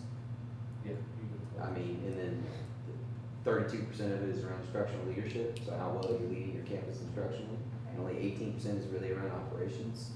You're really focused on making sure you're a strong instructional leader, you're monitoring and adjusting, you're making the appropriate impacts, and you're getting results. So that's really the key. The rest of those things, when you operate your school well, those other things all begin to fall into place. And so it's just provided so much clarity for our principals, and just set the exemplar of what strong school leadership looks like. Right, and they So- convey that to the teaching staff, and that's what We helps have- them to. Yes, ma'am. And that's trickling down because Yeah. we're building out the AP and Yeah. the teachers right now, so that'll be the same case. And we meet with them every month, or actually multiple times throughout the month, but 5 times a year, we're specifically looking at what progress they've made towards those goals that we've set, and what adjustments do we need to make in order to help them be successful and realize the outcomes that we want for kids. That's So good. it's exciting. Yeah, Yeah. Very focused, very focused. very much, that's awesome. That's good. Thank you. Okay. So, on the right-hand side, those are all the big topics that we discussed in our workshops this year. And so, this doesn't need to take a whole lot of time. We're just curious, after looking at those again, thinking back to where we've been this year, what are 3 things that we want to make sure we keep doing? And doesn't have to be 3, or is there anything we need to add? Or spend more time on? I don't think so, I think we've covered. Well, and you put some of these in your theory of action. Yeah, huh? And you put some of these in your theory of action. Yeah, So,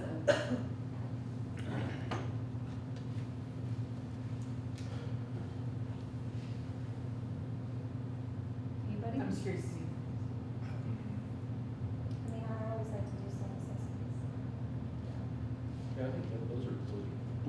What did you use before this year? Who came in?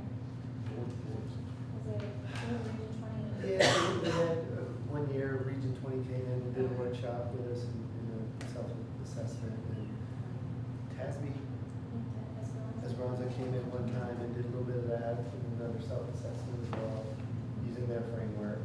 Okay. Um, Even though we won't be here. And you're then we've welcome done to 3 use this year ours. with the Civic Solutions bunch, fixing it before. This is 4. Well, that's what I'm offering, because the whole purpose is to generate conversation and to Yeah. see where the board is at different points in the year. Yeah. And so you're welcome to continue to use this one if you don't have one that you were using before that you want to go back to. But the whole purpose is to have conversation. So with that, so excited. Wait, we gotta talk about the district first. We have to talk about the district first. I did want to share,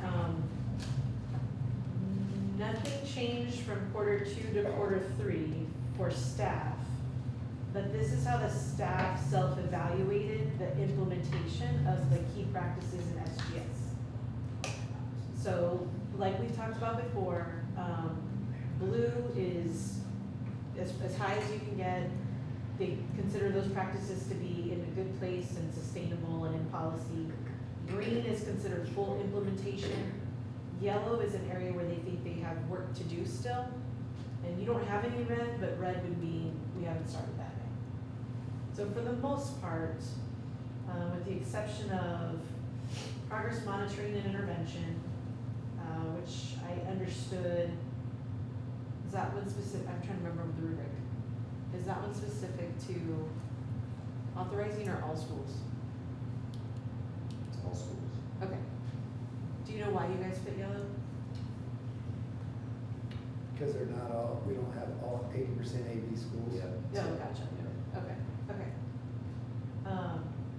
And then teachers and leadership pipeline?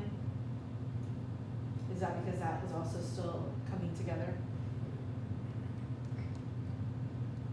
Yeah, I think when the teacher one is probably the Right. one that's, we've developed pretty robust leadership. Right. We're still in progress on the teacher Okay, pipeline work. okay. And then the last one is strategic resource allocation. But if you wanted to click on the link there, bottom right-hand corner, it would show you the rubric in full, and it would have the staff notes on why they rated themselves the way that they are supposed to, or the way they have.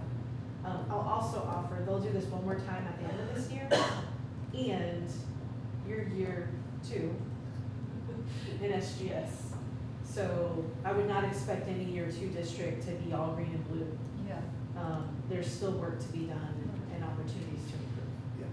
Mr. McKay, if I may, is there a timeline for the teacher part of that leadership pipeline? Yeah, we're actually working partnering with P2L, and that'll be it's a 3-year partnership. We're working on growing our own and building teacher capacity, but we're planning on being way ahead of that we normally plan to be. So,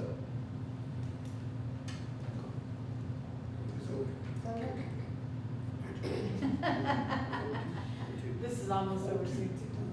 And base is loaded. Okay. Results of the board self-assessment. So, from the far left, what you see in white was the very first time we took it, that was in August. That's what we used as a baseline. I will say even the baseline data was very positive in how you assessed how well you work together as a team and how well you govern together. And then you can see quarter 2, that's the first time you see green and red. That's just comparing how you did in that quarter compared to baseline, so December to August.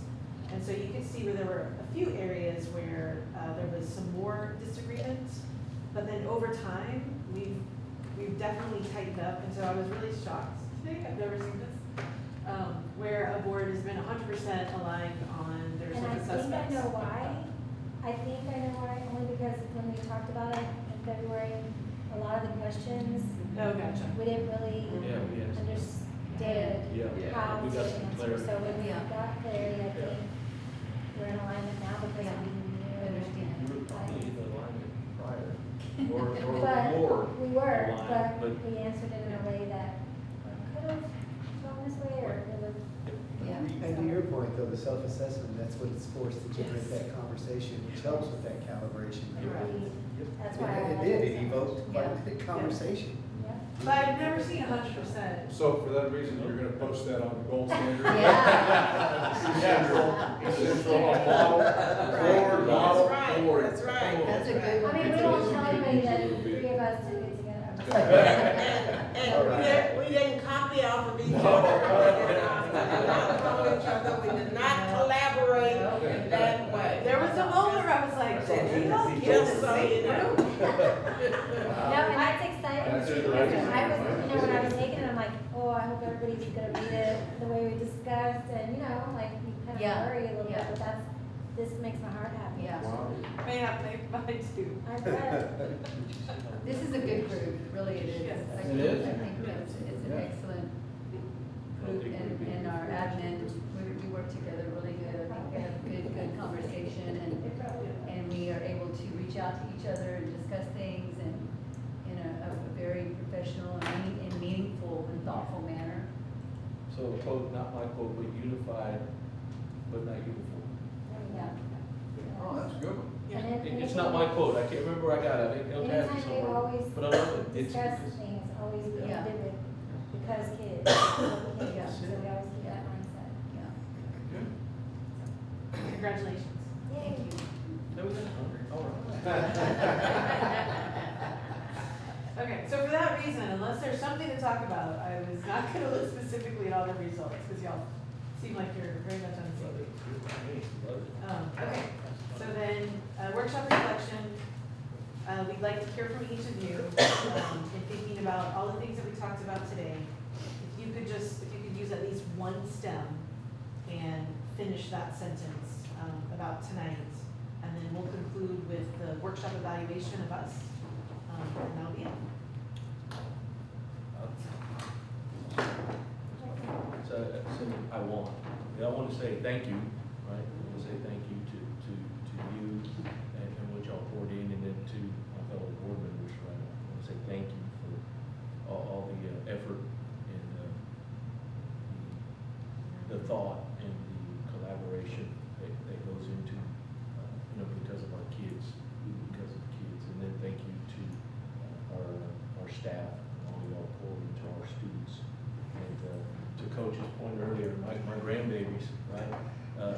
My most valued treasure, which y'all pour into them. So, thank you. Maybe you go first. I'll go. I wish that the district, our community, and our parents, most of them are super involved, and I appreciate that, but I wish that the community as a whole, the ones that don't have students or grandbabies in the district, could see the collaboration and the good things happening. I wish they would be more involved to where we can say the good things that are happening, and so that's my wish. Wish for that. I want to thank you guys also for the workshop. We learned a lot, but also thank you and have a safe trip home. Yeah. Yeah, I want to say thank you for everything that you've done for us here, because it's been very enlightening and educational. And I think it only strengthens our group. But I also want to see a lot of these things here happen. I hope that we meet all of our goals, and it directly reflects, to our students, our children. I want all of this hope that things that we wish for to come true.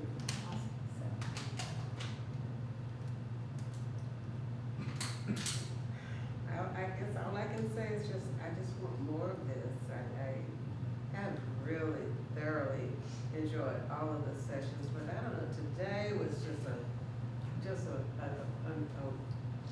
awesome awakening, I think, and just, going back over the whole year, this kind of cemented it.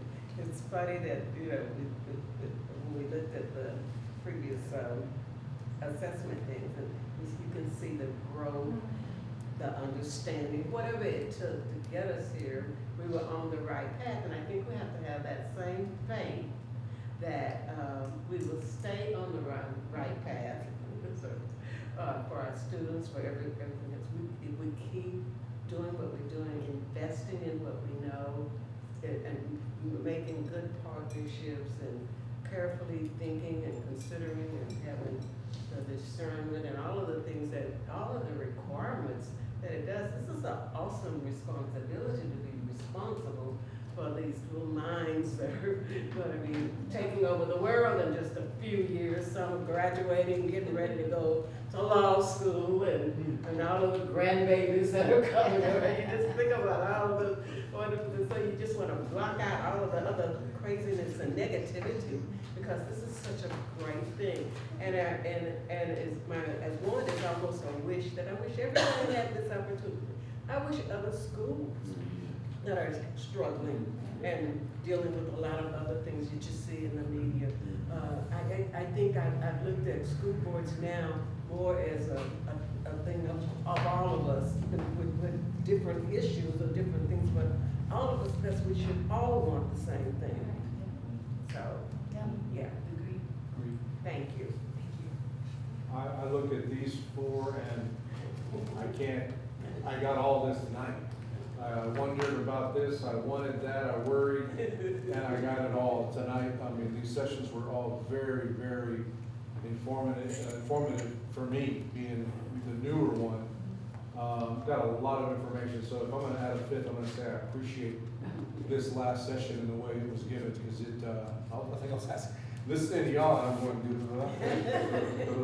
I'm just bugging the heck out of her, so it was very informative, very enlightening, very enlightening for me to take back as well, so I appreciate it. Well, I want to say thank you for coming out and teaching us what we don't know. If you're not here helping us learn what we don't know, we're never gonna know. Thank you. Thank you That so it? much, well done, well done. And I just want to echo, to this board, this work's hard, but it's necessary, and, you guys constantly are honest, and I love what you said a minute ago about united but not uniform. We don't always have to agree, but we make the best decisions for the right reasons. Kids, you haven't ever lost your way, and we see, unfortunately, what happens when people in these roles lose their way. And you guys have resisted that and not even considered losing sight of why we exist and what we're here to do and why you serve. And I appreciate it because I get to be the superintendent under those conditions.